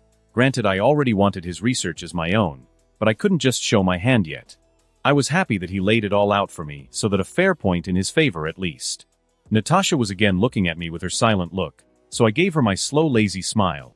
I will consider buying out your research with Oscorp, but I do have a few concessions I need from you. I have heard that you are great with prosthetics, and I was looking to combine that with my nanites. This is for the veterans, so I will need your full-time focus on this. In return, I will give you access to Alfred. I told Otto and his wife. I have made an impressive stride in mechanical engineering. I even have the designs for a harness I was working on to help stabilize the solar project. Otto started to speak a mile a minute, but even though his wife was smiling, I could tell that she already picked up on something. What is Alfred? Otto's wife Rosalind asked me, but before I could answer her, Alfred popped up himself using the hollow projectors. I am Alfred, and I'm a he, not an it, so please don't mix the two, Alfred told them while creating a chair to take a seat with us. This time Alfred was taking a human form. He was wearing a business suit that matched my own with a low fade for his hairstyle. That was interesting because I wasn't the one to help him pick out his human form. Otto looked at me in astonishment. You didn't? Yes, I did. But how? That should be impossible. Otto's face went from shock back to fascination, and then again to shock. Natasha and Rosalind were looking back and forth between the both of us, trying to understand what was happening. Come on, Otto. If Stark can build his own, why can't I? I asked him while he was settling down. He doesn't sound like a normal AI, nor does he carry himself as one, Otto stated while eyeing Alfred. That's because I am not a normal AI. I'm a fully sapient AI doctor, Alfred told Otto, and then a fanatic look came over Otto's face. I would love to work here, Mr. Blake. I believe we can do great things together. Natasha and I excused ourselves while Otto and his wife started to ask Alfred multiple questions about his operational platform and a few other bits I decided to tune out. Is there anything that you would like to tell me about, Alfred? Natasha asked while we entered the elevators again. I could only shrug at that question. That he is on our side and you haven't done anything to insult and or upset him. Soy would not worry about him. He has my personality matrix, so you probably know more about him than you realize. By the way, I have updated the Black server for a certain person that's going to need to be eliminated. Might I suggest by sniper rifle? He is a mind manipulator, so you need to stay at a safe distance. I would also recommend talking Jessica Jones into going along, as he is her rapist, and I am sure she would like some revenge. You don't have to get this accomplished now since he will be within the city soon enough. After saying that to Natasha, she was silent, not the silence of her usual self. No, Natasha was in her deadly silence. I could tell the difference because her natural bio-aura she exuded was no longer in its general calm state. There was a raging tide going on within Natasha's mind she was trying not to show on the outside. That could only mean that the rumors I found out about her old handler and the Red Room had some truth to it. Taking into consideration what I know about her past, I just followed alongside her in companionable silence. When we arrived back at my office, all calls were placed on hold because this was not a time to do business. Alfred can handle everything for now, since nothing was exploding and last I checked Gwen and Jean left for their dance classes. Natasha already knew what I was up to from when I allowed her to have her moment. Taking 2 glass tumblers, it was time for a drink. Unfortunately for both of us, we couldn't get drunk. We sat there for a while, just drinking our way through the bottle of Russian vodka. Through training, the Red Room impressed upon us how to separate the mind from the body. Natasha started. It showed early how beautiful I would become, so the Red Room decided to train me early. Natasha couldn't go on, but I understood. There was no need for words about what she had to go through. I had already pieced it together with what I knew from the comics and what I was able to uncover with Alfred's help. Nat, you don't have to explain, not to someone like me. With that, we just sat in more companionable silence. We went through one bottle after the next, while sitting in our chairs overlooking the city's skyline. The silence didn't last very long though, because soon my communicator hologram went off with the spider symbol. And that could only mean one thing, that Peter was on the move with Uncle Ben heading into the city. Sigh, why now of all things? Couldn't I have this bonding moment without having to play the hero? So, are you going to get that? Natasha asked while draining the last out of her glass. Unfortunately, I have to, but do understand you're just as important as the person on the other end. I replied as I activated the comms to watch as Peter and Uncle Ben argue in the car before he slammed the door leaving. Natasha, suit up. You're going to be the hero tonight, not me. You're going to save Uncle Ben, and then I am going to talk to my dense knucklehead friend. I told her while heading for my hidden suit rack. Pulling a false book, the entire bookshelf rotated, revealing my blue, silver, and black suit. Grinning to myself, it was hero time. With a quick change, I turned around in time to witness Natasha zipping herself up. You wore that all day? I asked her. It's not half bad. Natasha returned as she placed her clothes folded onto the seat she just got up from. I could only sigh at her, but any progress was progress. The ping went off again, but this time from both of our wrist computers. It would seem Alfred is paying attention to us even though he was still hanging out with Otto. Natasha had chosen to use the half mask to keep her hair down. I would have to check the Twitter accounts later to see what the world is thinking about this new female hero that showed up with Lightspeed, the hero of New York. With the window open, Natasha was the first out, swinging into the city with a joyous yell. Shaking my head at her antics, I followed right along behind her. I knew she wasn't okay, not by a long shot, but I was happy to help her move in the right direction. Lucky for me, Peter has stuck to the old tried and true, trying to woo MJ right before a big dance. Well, that, and he always seems to get his powers around some bullcrap like this. Then he tried to use his powers to gain easy money. All I had to do was keep track of certain events, and it was easy to figure out his next move. I watched from my perch as Natasha went down to give a mugger a 5-finger lesson. I chuckled at that. He had no clue who he just survived a meeting with. After Natasha let off some steam beating down some more lowlifes of our beautiful city, we tracked Uncle Ben waiting around the New York Library. Watching him wait on Peter was a little heartbreaking. How couldn't Peter see that his uncle was trying the best that he could? Natasha turned to me while I was within my musings. Why am I going to save someone who isn't in danger? Natasha asked while crouched down next to me. How am I going to explain to her that every time Peter gets his powers, his Uncle Ben dies? Because that's the only way this messed up multiverse decides to teach him a lesson. And that just from this he spends the majority of his years living with the traumatic guilt of the event. You understand that my powers come with a time element? I asked her while looking at my wrist-mounted computer screen. Yes, I have been able to piece certain things together with what you have in the black servers and what you have told me here and there, stated Natasha, but I could feel that she was at full attention, even if she was playing it ultra cool. Well, I like to cheat to win, so I took a look. Every timeline Uncle Ben dies. I refuse to let that happen if I have the power to save him. I told her as I jumped off the roof following Uncle Ben's vehicle. How much have you seen Benjamin? Natasha asked as we trailed Uncle Ben. Enough and not enough, Natasha. Everything will go downhill in 2 years. Gods will walk among men again, and then the rest of the universe will challenge us to see if we are worthy, but then we still have to survive the culling. I told her, and that's when we fell back into companionable silence while trailing Uncle Ben. Uncle Ben had parked himself, so I turned to watch the nanofly feed following Peter. Peter had gone to some underground fighting ring and was wearing a lucha libre mask and winning pretty good. Peter couldn't throw a punch for shit, but he was learning fast, and with his spider sense to help him out, he hadn't lost a match yet. I had a conversation with Jean and Gwen on the phone while we waited for Peter to get done. Natasha was chuckling as we watched Peter kick, but for over an hour, and by this time it was already dark. We had taken turns to go out and kick some bad guy, but while we waited on Peter to get finished, but as they put more money in his hands, Peter got smug and overconfident. That was when the pro walked out into the ring. When Natasha took a look at him, she frowned. That was saying something because Natasha never frowned from looking at another fighter, ever. Is he going to be a problem? I couldn't help but ask the well-traveled assassin. For us, no, but for your friend, yes. See that guy, he is just like us, so that means they are onto what Peter is doing. From what I know, he is soft on kids, but Peter is in for a tough fight. Natasha told me with furrowed brows. Well damn, that means that Peter has some real dog shit luck.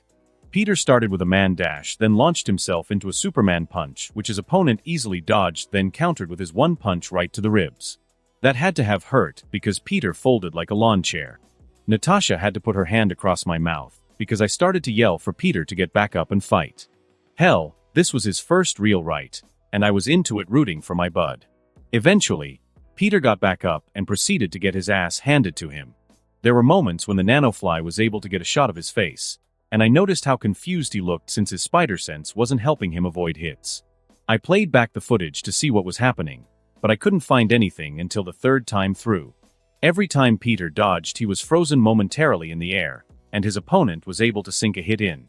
Minor telekinesis, I spoke aloud, and Natasha nodded from beside me. He is an extremely tricky opponent to deal with without it, and he becomes even more deadly with his abilities. Your friend already lost this match, spoke Natasha while looking around from our perch over a ledge. Peter never stood a chance against the man, but like any gambler that tastes some winnings, he kept on going. Peter kept betting on himself and was losing his money fast. Once they took all his money, he could no longer fight. I was just happy Peter didn't place himself into a hole with all that betting that he was doing. Granted, Peter didn't accept his loss very well either. Peter had not only gotten beat up, but Peter also lost all the money he came out here to fight with.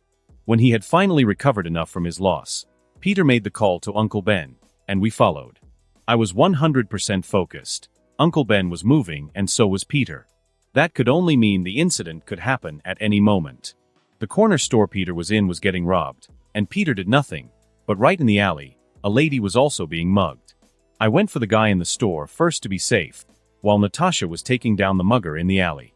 When I finally had hope that everything was going to be okay, I heard the sound of a gunshot going off. I was moving, there was no pause, there was no indecision, there was only my drive and focus to save Uncle Ben. I usually stayed away from my teleporting ability because I was far too afraid to splice myself into a wall, but not today. I tossed that fear aside and embraced the fold of space around me. Right as I stepped through space itself, I was met with 2 rounds into my chest while standing in front of Uncle Ben. When I looked at the face of the guy that pulled the trigger, I found the face of one of Peter's opponents. I was livid. He couldn't take losing to a kid in a lucha libre mask, so he came out to kill him and his family. Hell, I didn't even notice him following Peter from the underground ring. I was far too focused on one thing again, taking a moment to look around. I saw one other from the underground fighting ring, looking in Peter's direction. Well crap, Peter Parker was about to get a very dark origin story, but I was here to correct that. I contacted Natasha to let her know to cover Peter. It was time to make the world a cleaner place without these 2 bastards. Grabbing the shooter by his face, I teleported us into the bunker of Stryker's Island, then went back for the other one. They each released a micro scream when I grabbed them, but I was all out of pity tonight.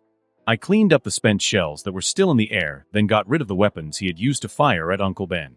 I kept the 2 rounds that lodged themselves within my chest plate though. At first, I wanted to keep them as a reminder that no matter how fast I might be, there will be moments where if I lack even the slightest amount of protection, I could quickly die, but they would be used better as a tool to help Peter learn a lesson. Now, what should I do with these 2? Maybe it was time to actually practice some phasing on living objects. When I looked at them, they were frozen in the air from when I threw them. With a quick once-over to check to make sure the island was free of visitors, it was time to let them experience some pain. When I returned to the bunker, I found them looking around, terrified. This is where I talk, and you listen. Tonight you both lost, and instead of leaving it at that, you both decided to be scumbags. So, in return, I plan to use your assistance in a simple experiment of mine. You survive, you get to live. I told them, but they were already running out and away. I grabbed the first one to flee by his hoodie, and when I laid my hands on him, he automatically swung a punch in my direction. That wouldn't do, grabbing the criminal's hand. I hopped up the wall, spinning his limb in a full 360-degree turn, snapping it out of the socket, ruining the arm entirely. The guy went down screaming. His buddy that was watching all this bolted in the opposite direction. Good for him. With a small amount of focus on my aura around my hands, I focused on allowing my molecules to move through another object without interference, but this time I wanted my aura to hold my molecules together, so I don't accidentally unravel myself. With that, I plunged my hands into his chest. It would seem that the first time worked like a charm because I almost fell right through his chest and the ground beneath him. Widow to Lightspeed, come in Lightspeed. Natasha came up over the comms. The message was so abrupt, I yanked my hand back in a swiping motion and slicing the guy in half. Well, that was a neat discovery. Yeah, Widow, go ahead, Lightspeed here. I replied, walking away from the now very dead bastard. The situation is under control, but that Lucha Libre would like to chat. I shut him down, but Overwatch intercepted a call from him to HQ for the Pixie. How should I proceed? I am sure the Lucha Libre already figured it out. Make sure Uncle Ben makes it back home safe. He will come to find me if I don't find him first. Lightspeed out. And with that, I shut down the communications and went after the other fool that ran away. Surprisingly, he was fast, and I found him down at the docks trying to start one of the boats. Unfortunately, Laura took her anger out on them while we were here on the island, so they all had her claw marks. When the criminal saw me, he screamed and took off running again. I wasn't in the mood to play some pretend horror movie villain, so I caught him in the palm trees grove. You're a hero. Heroes don't kill people, isn't that like some rule, right? He yelled while trying to get free from my grip. You do know that's from Saturday morning cartoons, right? I told him, and with that, I phased my hand into his chest. The look on his face was pure shock, and I bet he was wondering why he didn't feel anything. The shocked look on his face lasted up until I grabbed onto his spine with my hand charged with lightning. With a firm hold onto his spine, I yanked hard, snapping it. After tossing the bodies to the sharks, it was time to get back home. I found Peter sitting on the roof of the abandoned train yard we used to go to when an experiment he wanted to perform carried a chance to be explosive. He was sitting there on the roof, watching the city's nightlife. Peter had taken that ridiculous Lucha Libre mask off of his head, but he was still in the red hoodie and blue sweatpants combo. If he didn't look so much like Tom Holland's Spider-Man, I would have laughed at him. Hell, I felt like laughing at him right now, but for tonight it was time for all jokes to be placed aside. Sitting down next to Peter, I just watched the skyline with him. After a while, Peter finally spoke up. Thanks for saving Uncle Ben. Think nothing of it, Pete. So are you going to tell me about tonight? I asked him. I just wanted to make some quick money for the upcoming dance. He replied. So you what? Used your powers to go cheat in a fight, and that leads to them trying to kill you. You could have avoided all this by asking me if you didn't want to ask Uncle Ben. I told him. That's the thing. I wanted to do this myself without anyone's help. Peter spoke out to the air. I could only sigh at that. Peter, you're like a brother to me and one of the smartest people that I know, but man, you can be dense sometimes.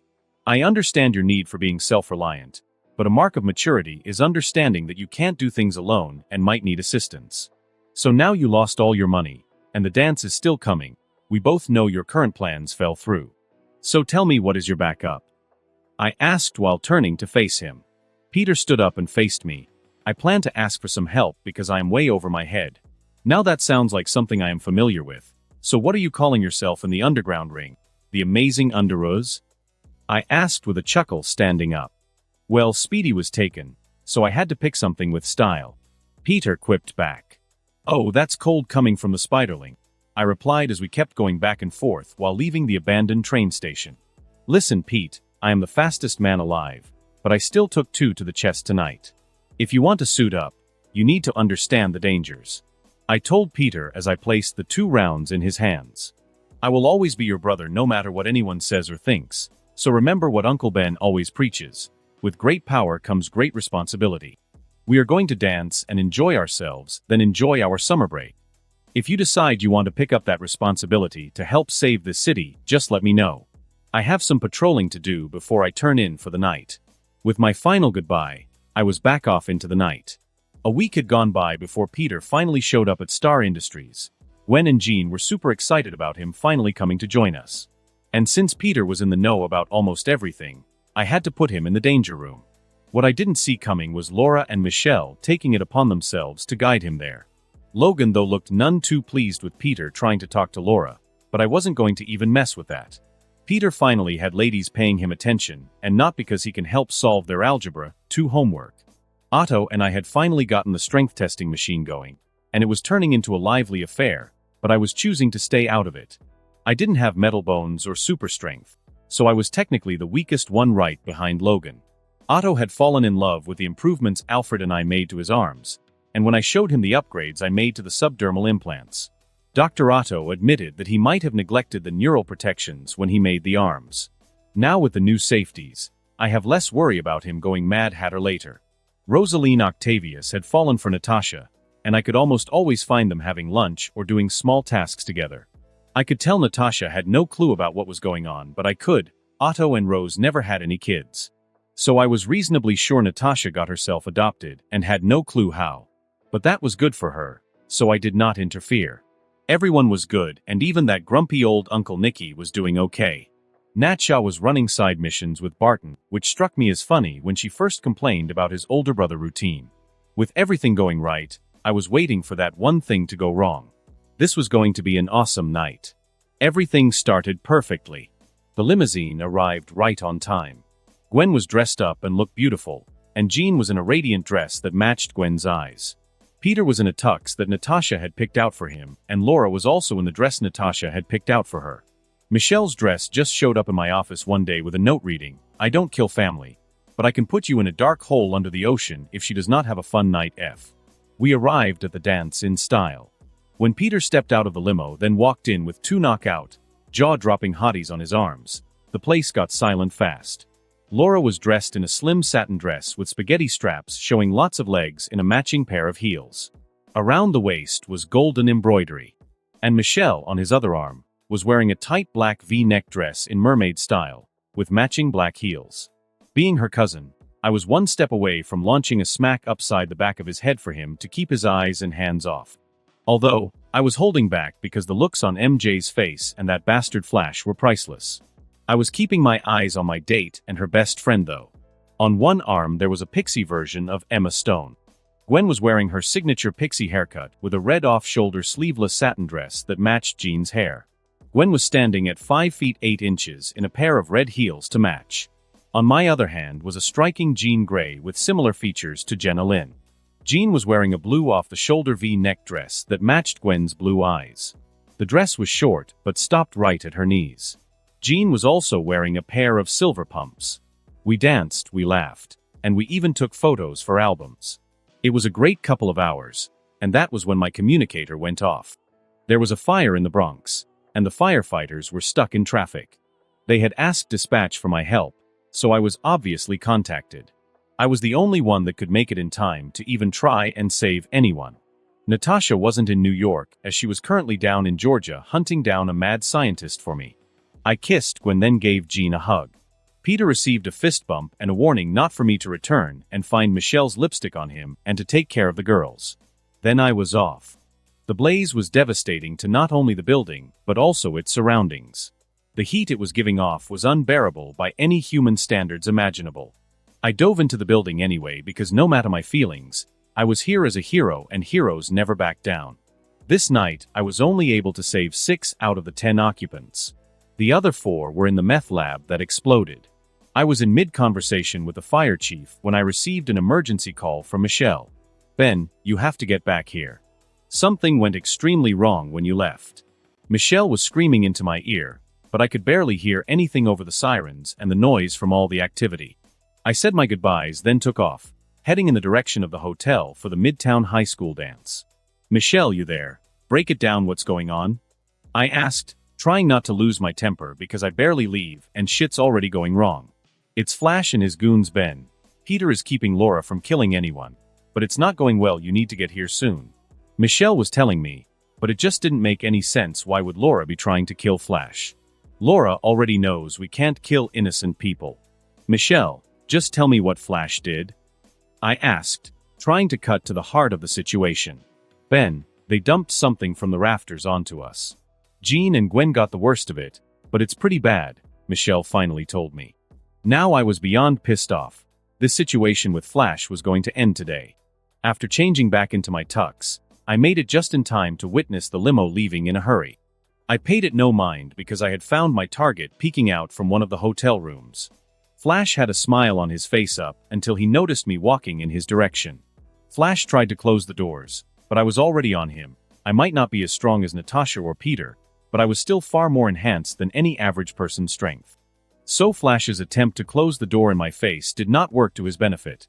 My first hit was for his diaphragm. He was not going to be able to call for help if he can't catch his breath. My next hit went for his jaw. I felt the sickening crunch when my knuckles met his jaw, and I knew it was broken. The third hit went for his kidney, and then I went for the ribs, then his nose. I broke Flash apart piece by piece until he was just a lump of human flesh under my hands. While I was contemplating breaking his arms and legs, something ethereal slammed into me. This wasn't just any typical psionic assault, this was all panic and chaos. There was no real purpose behind it, only fear, but the power alone was on a scale like no other. This was the birth of an Omega-class metahuman. That was when I realized it. Holy shit, Jean. Gwen Stacy / genius / aspiring superhero / dancer. This should have been a fantastic night for Gwen. She was out with Jean, Ben, and all of their friends that mattered. It was all ruined because Flash couldn't get his head out of his ass and grow up for once. Now she was soaked in some red liquid that she had no clue what it was. Gwen was sure of one thing, and that this wasn't sanitary in the least. While Gwen was fussing over getting herself, and Jean cleaned up as much as they could within the car, that's when it happened. Jean screamed, doubling over holding her head, and Gwen felt so many voices in her head. Gwen heard voices she knew and voices she didn't. For a moment, Gwen didn't even know which way was up. That was until she remembered what Benjamin had told her about metahuman telepaths going through a rough awakening. Gwen realized that Ben wasn't here to help Jean or solve the situation. So Gwen did what she thought would work. Gwen picked up Jean and placed their foreheads together. Jean, listen, it's just me, only me. Focus on the sound of my voice. Tune everyone out. Come towards my voice because I am here with you. Feel my warmth. Feel my hands. Feel only me. Gwen spoke softly. So many voices, so loud in my head. Cried Jean with her eyes closed shut. That's fine, Jean, search out for me, feel me. My voice, Jean, pick out my voice. Listen as my voice soothes you. Then Gwen did what Ben always does to soothe her raging emotions. Gwen sealed Jean's lips with hers and lost herself in the taste of strawberries. The fastest man alive, the crew. The psychic assault disappeared as fast as it appeared, but I was already moving to get to the limo. I caught up to the limo while it was halfway back to the HQ. Peter was in the front half section of the limo, but I wasn't looking for him. Moving back a bit, I was greeted with a fascinating sight. Gwen had Jean pinned down to the chair, engaging in some serious kissing and light petting. I should have felt betrayed or down because of this situation, but I wasn't so dense as to not realize what was happening. Gwen finally gave in to her by-ness, but also saved a lot of lives in the process. Nothing that I had prepared for Jean's awakening was available for use in this current situation. I was more than satisfied that this kiss had snapped Jean out of her abilities going out of control, so now it was time to help them both. Covering my body in my Speed Force aura, I phased my way into the back with Jean and Gwen. Sitting in the car seat, I just sat back and enjoyed the view. It was a thing of beauty red mixed with blonde, their soft moaning. I won't interrupt their fun for now, but I did feel another mind brush against my own, and I knew who it was. Jean had instinctively reached out when she felt my presence. Typically when the professor does this, I would shut him out, but for Jean, I would do no such thing. Slowly unraveling my mental shields, I allowed Jean to connect with my mind. Once I realized I could see different waves of energy, I went through every spectrum that was available to me, and luckily, one such spectrum was the ethereal realm connected to most psionic powers. Just seeing the psionic waves wasn't enough, though I had to figure out how my mental barriers worked, and if I could reverse engineer it in case others would need psi-blockers. I was able to create what would be essentially a mental firewall blocking all access requests for port entry. So by reversing what I usually have going on within my mental firewall, I can allow only those I choose to gain entry since I didn't want to sync with just anyone. When I felt Jean's mental intrusion, I formed a mental image of myself holding her in a warm embrace. Jean, the mental mindscape is all about imagery. Put aside your fears and picture yourself at the moment. Do that, and you will be more aware within the ethereal. I whispered out within my mindscape. Jean was a natural. She appeared within moments of me, just giving her a hint of how the mind operates. She looked around, stunned at the presence of my mindscape. Welcome to my mind, Jean. Here I am in total control. I stated as I brought up 2 recliners and a table for us to be seated. How are you doing this? Jean asked, amazed as I showed off my mental controls. Visualization is the key, Jean. Slow down and focus on what you're trying to do. Imagine a clear picture, then will it forth into creation. I told Jean, and she got it again, instantaneously. Jean brought forth my representation of New York City with buildings for my memories. My home with my childhood, the school where we all met, and the bane of my existence. Then the car that killed me appeared all blacked out, so with my mental push, I enclosed it behind a vault with all the other nasty little memories and plans that she couldn't be aware of right now. What was the car, and why did I feel a tug when it disappeared? Jean asked. There are things in my mind that can't be shared. I would like you to respect that, please. I told Jean as I was locking down memories. Then I brought up my training in meditation and mind training that I did with my mental enhancements. Jean just stared at them, trying to figure out where I was going with bringing up the memories, so I just sat there and silently watched. Then Jean did what I was about to tell her about. She closed her eyes and then the memories flowed right into her ethereal body. I smiled at that because she just copied the memories into herself. With that, I stood up and held my hand out while she assimilated the memories. Once finished, Jean joined me in standing. With quick changes, I backdropped us on a beautiful nighttime scenery with the moon and stars overhead. It would be rude of me to send you away without anything. Then I leaned in and delivered a toe-curling kiss of my own. With a slight push, I was back out in reality, but I left my mind open for Jean since I could notice that slight trepidation was flowing from her. When I opened my eyes from my seat, I noticed that almost no time at all had passed. That could either be due to my mind or that's just the nature of things in the ethereal, but I can wait for the explanation from the real experts. Gwen still had Jean in one intense lip lock, but it would be rude to interrupt, so I sent a few messages to Alfred to have my lawyer sue the pants off the Thompson family. I wanted them so ruined that the judge would order them to allow me to piss on the ashes of whatever was left remaining after I burnt it all to the ground. That was how finished I was with Flash and his bullcrap. After that was finished, I sat back in my seat to relax and take in the night sky. It was 2010 currently, and that means I only had 1 more year and a few months to prepare for the coming invasion. None of the serums will be ready in time unless I move up the timetable on Banner's return. That would be more than a double-edged sword, and I don't need the Hulk type of complication so soon without my super strength solution. There was only one solution that could solve this problem sooner rather than later. I could only sigh thinking about the only person that could take the World War Hulk head-on with no issues at all. Unfortunately, my sigh had shaken Gwen out of her kiss-happy moment. Had fun? I asked while pulling Gwen into my arms as she blushed. Jean just took a seat as regally as she could, but her face was bright red. It was something else, whispered Gwen into my chest. You're not mad I kissed her? Gwen asked me. No, I'm far too comfortable with my masculinity to be offended by something I knew was long in the making. Also, kissing Jean is very breathtaking. I spoke up smiling at Jean. I wanted her to come closer, but with Gwen in my arms, I couldn't reach that far for her. Jean came over on her own though, and I could only smile at her because that means she was still in my head roaming around. How is the mental block I showed you going? I asked Jean. At this point, Gwen turned around in my lap, and I could see out the windows of the limo. We were almost back at the HQ, but I couldn't see what Peter and the 2 troublemakers were doing because of the divider window. Gwen punched me in the arm, pouting at me. When did you kiss Jean, and why am I just learning about this now? Gwen asked while poking me in my chest. Just a few minutes ago, while you both were doing the tongue tango. I tapped the side of my head. I let her in and curled her toes, also with a kiss within the ethereal. I replied to Gwen while taking a look at Jean's scrunched-up face. Jean. I prompted her. It's just odd how your mental imagery attempts work.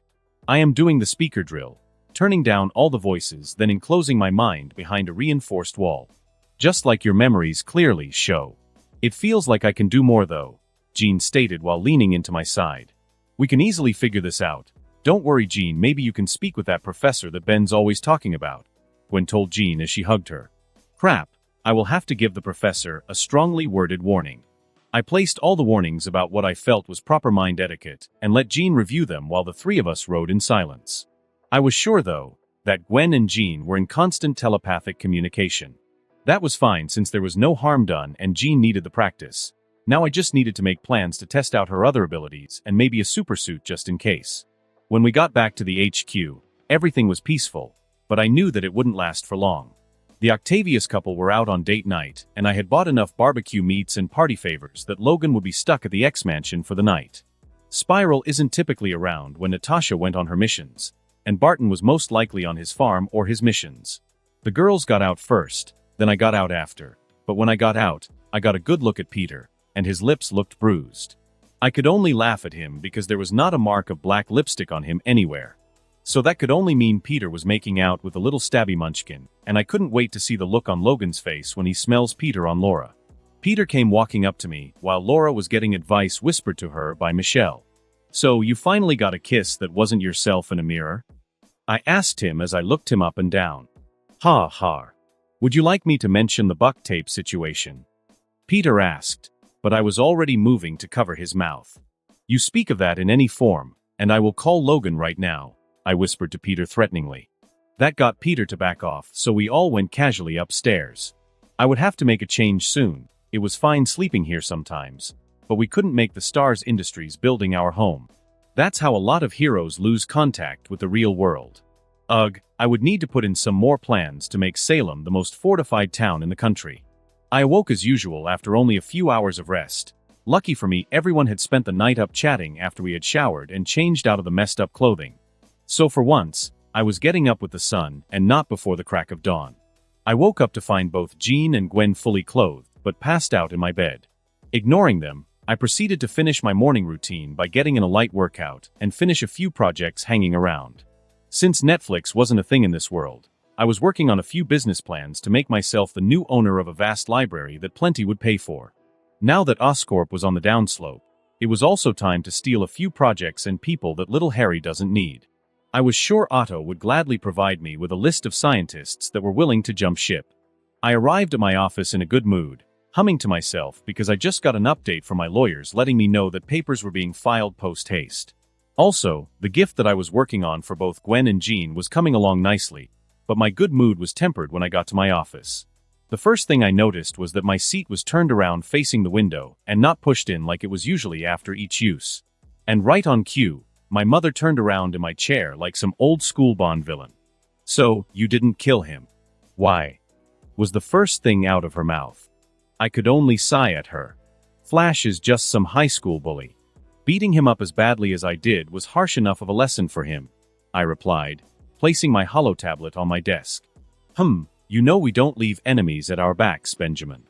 Not in this family. My mom said while drumming her fingers on my desk.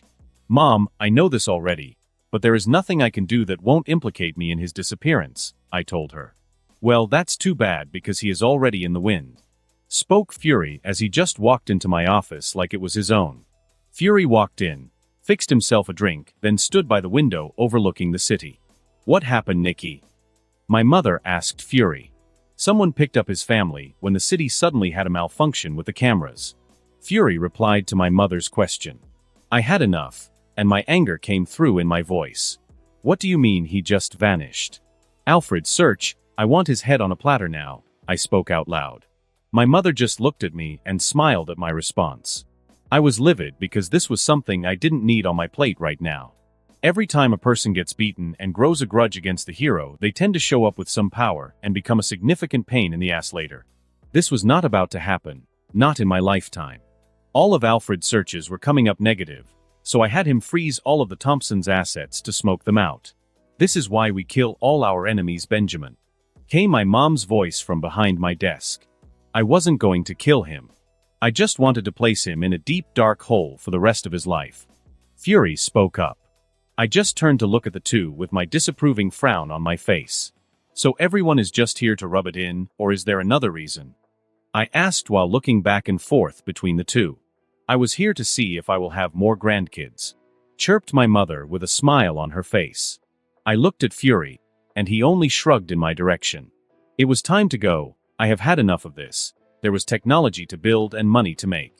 Natasha had found me that mad scientist in Georgia that was experimenting with Luke Cage.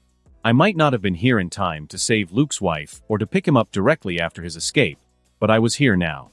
And getting my hands on research that can make a person bulletproof will be invaluable for my own set of super soldiers. That, and I can make cheaper bulletproof armor that I can market. All I would need is a partnership with a few leather ranches. More bulletproofing with less actual armor showing. This was going to be a steal, and I can already see the money rolling in. I left orders for a few things and followed up with the governor and some other politicians. I had Natasha round up for me. The plans for the metahuman bill within New York was on track, and most of the opposition was quickly finding themselves isolated and out of touch with the rest of their political parties. It was almost time for me to come down hard on New York with the full weight of what I could swing. With all the parts to my puzzle slowly solving themselves, I left to meet the Black Widow. Out in Georgia, Natasha was keeping an eye on a little scientist named Noah Burstein.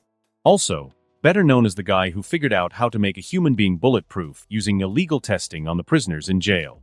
Lucky or unlucky for him, Luke Cage is on my list of recruits, and I needed his research to better the world. When I got to his Georgia home, Natasha already had the mad doctor spilling his guts about his research. While Natasha was recording everything that he spilled out his guts, I went to check on the lab the doctor had hidden in the back of his farmhouse. When I walked in, I was greeted with the motherlode. Dr. Burstein had his server going, and a tub of chemical bottles lined up beside the tub he already threw them into. Plugging a USB connected directly to Alfred, I had him download every file and break through the mad doctor's firewalls. Looking at the tub of liquid, I wanted to become bulletproof. But it was best to test this first. Walking back into the house, I chuckled as Natasha ran her blade across the doctor's cheek. Dr. Burstein, we both know you didn't give any of the inmates you experimented on any mercy. So why do you think you're going to get any from us? I asked the good doctor as I sat across from him. I can solve the problem with a formula, I can make it work, and you can have an army, begged Dr. Burstein while launching to grab at my feet. Reeling back, I kicked him across the face. I did not need to get any of his filth on me. Doctor, your formula works, you were only missing the one thing that was staring you in the face the whole time. I told him while thinking back to my general knowledge of Luke Cage from the comics and what the show explored. You always pull the subject out too soon once the heat goes up, Doc. But that's the thing. You need the heat to open up the capillaries in the subject's body. That way, they can absorb the formula you made. Once that happens, they become bulletproof and stronger. Come, let us run a test, and you will see. I told him as I got up from the seat. Natasha walked the crying doctor at gunpoint as we made our way back into his lab in the farmhouse. I went about setting up the relay and flipping switches to start up the procedure to fry this little man alive. Since I already had the formula and how it was made, even the measurements for the solvent to enhance the skin, he was no longer needed. What I did need, though, was a live test before I was sure I had the right things. Natasha, do you mind? I asked her, nodding towards the doctor. With a savage grin on her face, Natasha tied the doctor's arms together and tossed him in his tub filled with the solution. With a yank, I flipped the switch and turned the power up to full. "Arrgh," the doctor screamed out for all to hear, but we were out in the boondocks of Georgia, so there were no neighbors around to listen to him and come to the rescue. Are you going to keep him? Natasha asked me while keeping her eyes on the thrashing doctor stuck under the screen that holding him down. No, he is a nice little gift for our real recruit, I told her as I brought back up the switch, letting out the doctor from the tub. Why are you doing this? Dr. Burstein screamed out as he tumbled out of the tub. I completely ignored the man and turned to Natasha, who was already whipping out a Glock. Bang. Bang. 2 rounds met Dr. Burstein dead center of his forehead, but the shots went nowhere. With a smile, I nodded at the man. See, Doc? Your stuff works, you just need some time and a little bit of heat to allow the formula to seep into the skin, and bingo, you're bulletproof. I told him as I walked closer. Oh my gosh, I did it. This will win me the Nobel Prize for sure. Yelled out Dr. Burstein as he rolled around the 2 bullets Natasha had placed center mass at his head. The doctor wasn't even paying any attention to me while I walked closer. I guess that was best, dying on a happy note. With a solid grip, I forced millions of volts into his head, making sure I got every last brain cell and nerve ending. His head popped like a watermelon. While all his brain bits were floating mid-air, I removed myself and Natasha from the splash zone. So what now? Natasha asked me while watching the dead body. Now we burn it all to the ground with what you have recorded and what I took from his computers. We take a few samples back with us, and we can make our people bulletproof. I told Natasha before leaving to get some gas cans of diesel fuel. With all that out of the way, it was time to make my move for Luke Cage and then pick up Jessica Jones right after. One can't be without the other, and it's about time I collected some DNA to replicate her flight genetic markers. I am glad you didn't bring him to work with us. Spoke up Natasha as we watched everything burn down to the ground. Why? I asked, since she usually went with what I asked of her. Memories of another life long past, Natasha whispered silently into the flames. That was fine. Allowing Natasha to have her moment, I went over what I had about the formula in my mind and who was going to be conducting the experiments. There were a few scientists back at HQ that could use a great little project. I wasn't currently in need of any bulletproof soldiers, but having someone work out all the kinks now wouldn't hurt either. After rushing Natasha back to the car, she had parked a mile out. I went back to cover tracks and made sure the house was burnt down to a crisp. Safely knowing that everything was taken care of, I had Alfred set one of the free scientists at HQ up with a new lab and everything he needed to recreate the formula. His deadline would be a month from now so that proper testing could be performed. Natasha had flown to Georgia under the pretense of doing business on behalf of Star Industries, so that was how she had to return to New York. That left me with going to pick up Luke all on my own, but as I was thinking about that, I received a call from one of the most unlikely person I would have ever imagined, Aurora. I heard you are no longer at your company. Will you be performing another raid soon? Asked Aurora from the other end of the phone line.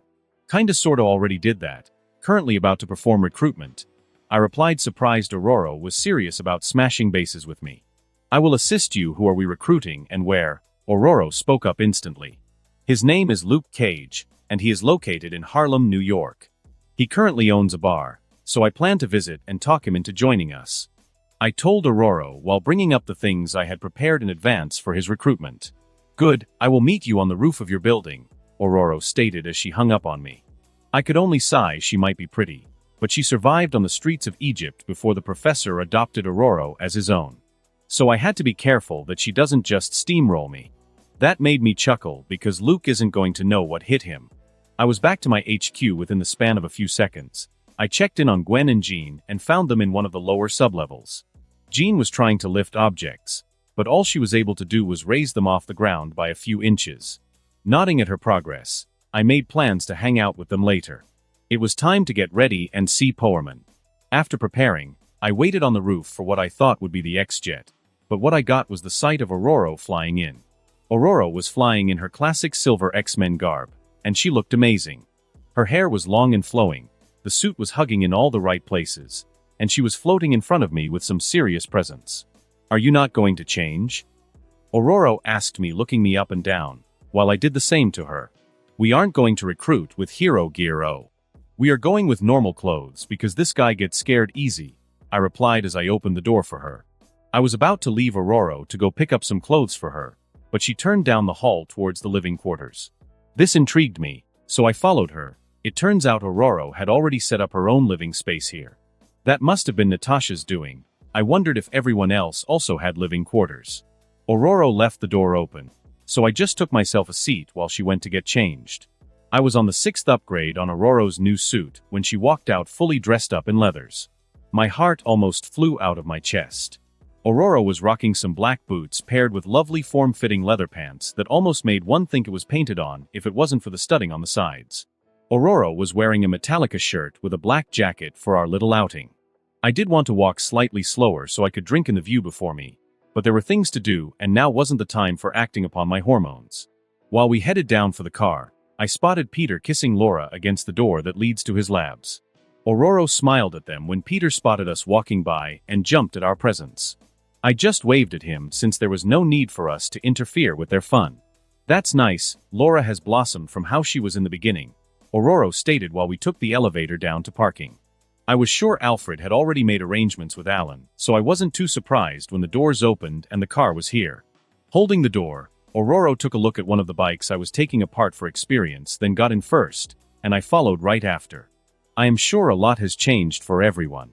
Maybe I should visit the school once I get the chance. I replied. And why have you kept yourself away from the school for so long? Aurora asked while raising an eyebrow at me. The professor is a great man, but what I am doing and going to do to make things better flies in the face of all his teachings. I can't put down this fight that I picked up, I told her as I looked out the window. What I should have been doing was to pay attention to her to see her smile at me. You sound a lot more mature now than when we first met, Aurora replied, looking out her window. I could only snort at that. Was that why you were giving me so much grief? I asked, but all I was given was a brilliant smile. I wanted more out of her, but we had already reached Luke's bar. When we got in, things were moving pretty slow. Only 3 occupants were here. It wasn't their fault. It was just early, so most drinkers hadn't shown up other than the day drinkers. I will be with you in a moment. Just take a seat at the bar or booth. Came a smooth voice from somewhere in the back. Aurora looked at me with a raised eyebrow, but all I could do was smile at her. Luke was a big man and sounded like smooth silk, but reading it in the comics and hearing it was different. We both took a seat at the bar far from any of the other occupants to be on the safe side. Luke came out the back carrying a massive stack of beers. I would have been worried if this was some average person, but this was Luke freaking Cage. The man stood at a whopping 6 feet 6 inches and pushing taller in his boots. From the muscles on the man, his muscles had muscles. From my sight and rough estimation from his posture, walking gait, and build, Luke had to be pushing 400 pounds and up.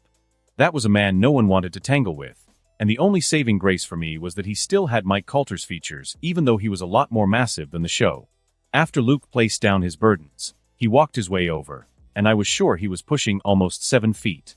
I took a soda since I couldn't get drunk.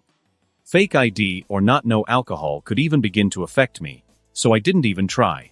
Aurora went for some smooth scotch, and that brought some flirting out of Luke, but I was swift to shut that down.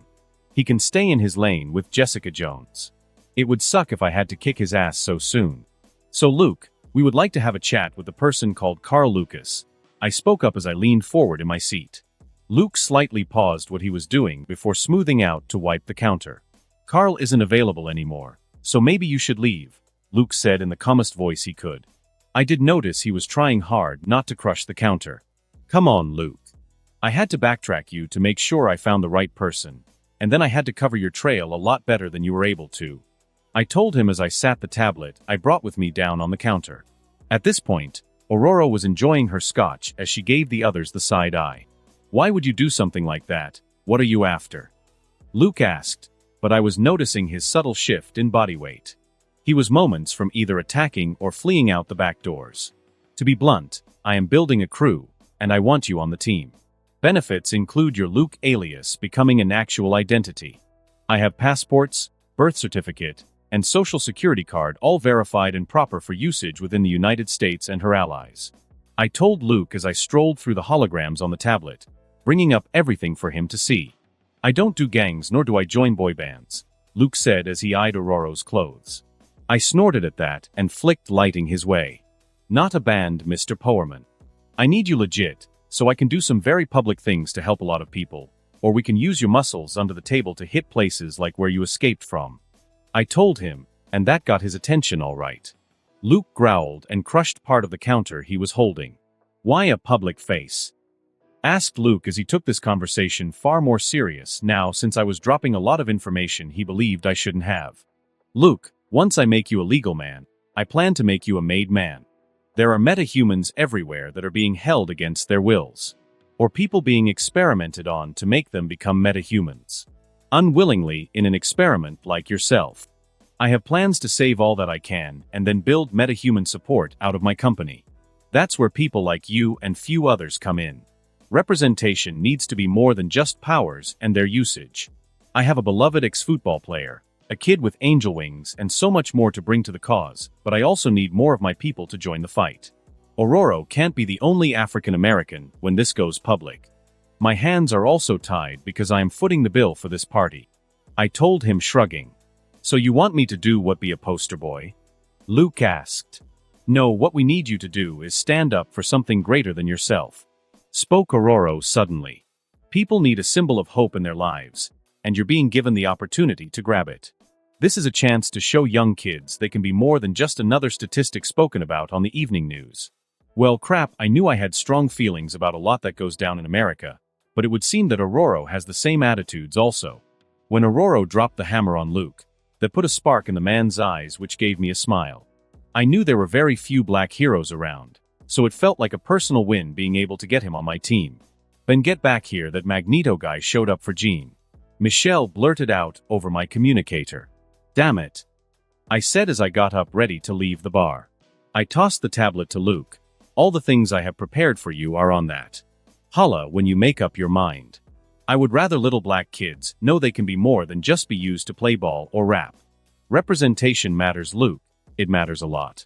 I stated as I turned around and left both Aurora and Luke behind. I was tearing my way across the city. This man must have lost his damn mind. Why would he knowingly come into my neighborhood and act like some heel? I needed my gear if I was going to fight someone like Magneto in the middle of the city. When I got there, what greeted me was the scene of cars floating in the air surrounding Magneto. I was ignoring everything so that I could go inside for a quick change. That way, I could fight without giving away my identity. It was a good thing I also had a secondary door installed so that I could get my suit just in case I was moving at hyperspeeds. Though as soon as I had my uniform on, I knew that I messed up because most of the armor parts were coated with metal, and I was about to face the master of magnetism. Feeling frustrated, I left my arm gauntlets behind and reverted to my first suit made of the Speed Force. With myself dressed for hero work, I made it back to the front before the car's Magneto was levitating even moved up an inch. They will never be able to understand you or your abilities like I can. Following me, Jean, will open doors you could never imagine. Boomed Magneto's voice as I returned to standard time. I already told you no, so you should understand there is nothing you can say that will change my mind. Jean yelled back from the door. Yeah, your magnetic personality just isn't working, yelled Peter while perched across the street on a building. I guess he found his suit then. Eric, can't we be civilized? I don't believe there is any need for any of this. I finally spoke up after taking in the situation. So she can be what? Reduced to playing hero for these lesser beings like you do? Magneto asked. We are the superior species, and I refuse to have us be less than the gods we are, he stated with such vitriol in his voice I almost felt the burn from it. Well, almost. I was already far removed from wanting any approval from him. Look, we all start somewhere. My approach is just different is all, I stated to the upset madman. Enough, you will leave with me, or I will have to take you by force, young one, yelled Magneto while he threw all the cars at us. Peter jumped and easily dodged the vehicle while I saved the rest. After I placed the pedestrians in safe locations, I made my way back to move Jean also but found her in mid-motion to hold up one of the vehicles. So I moved back behind her to observe what she would do. Jean caught the car mid-air right before it made an impact on the ground. Magneto did something though that made the car explode right in front of Jean. When I noticed the spark of detonation, I was already moving to rescue Jean. Magneto had pulled that, if I can't have her then no one will, bullcrap. His sorry but was done now. Moving Jean inside the safety of the Star Industries lobby, it was time to break my foot off inside the ass of Magneto. The first thing I did once I was adequately facing Magneto was send a lightning bolt right for his chest. It was best to get his high and mighty ass out of the air. It was an inevitable fact that he had more aerial combat training than I had, even if I could react and process situations faster. It was still best to get Magneto out of his playing field and into my own, but he wasn't falling fast enough, so I went for him. Getting a hold of his cape, I drug Magneto out of the air while whipping around to use the momentum to slam him on the pavement. Magneto was taking too long to bounce, so I returned to standard time for him to speed up his actions. With his first bounce, Magneto's hands shot out in my direction, but I was already one step ahead of him. I made sure to leave all of my metal at home this time, but I felt a small nudge in my ear, and that was when I realized he was going for the micrometal installed in the communicator. I removed my mouth guard so that Magneto could see the savage grin on my face as I held up my hands that the comms unit was in and threw it away as I sped back up. Magneto was able to see but couldn't even react as my charged fist slammed right into his face, sending him flying across the street. My foot met Magneto's lower jaw, shattering it with my booted heel. I heard someone yell something in the background, and I looked up just in time to see an angry Storm come flying. I had no comms to give Storm any update, so I went back to giving Magneto his long overdue ass kicking. With a charged stomp, Magneto's left knee was shattered under my foot. Magneto held up his right hand in his futile attempts to hold me off. With a slam over my knee, the elbow was shattered, and with another twist at high speeds, the arm was removed from its ruined socket. I was about to start on his other limbs when I was stopped by a hand on my shoulder. When I turned around, I was greeted with a blue face. Mystique was right there looking at me. That's strange, I didn't notice anyone else besides the Buckethead. What do you want, Raven? I asked Mystique as I shrugged her hand off my shoulder. Don't you think that this is enough? Look around you.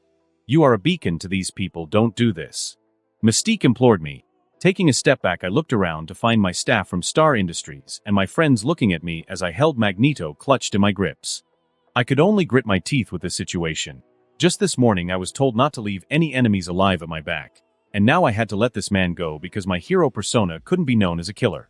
Gritting my teeth, I picked up Magneto. You are no longer welcomed in New York, Eric. All visiting privileges have been revoked. If I catch anything as small as a blip on the magnetic fields within the city, your head will be removed.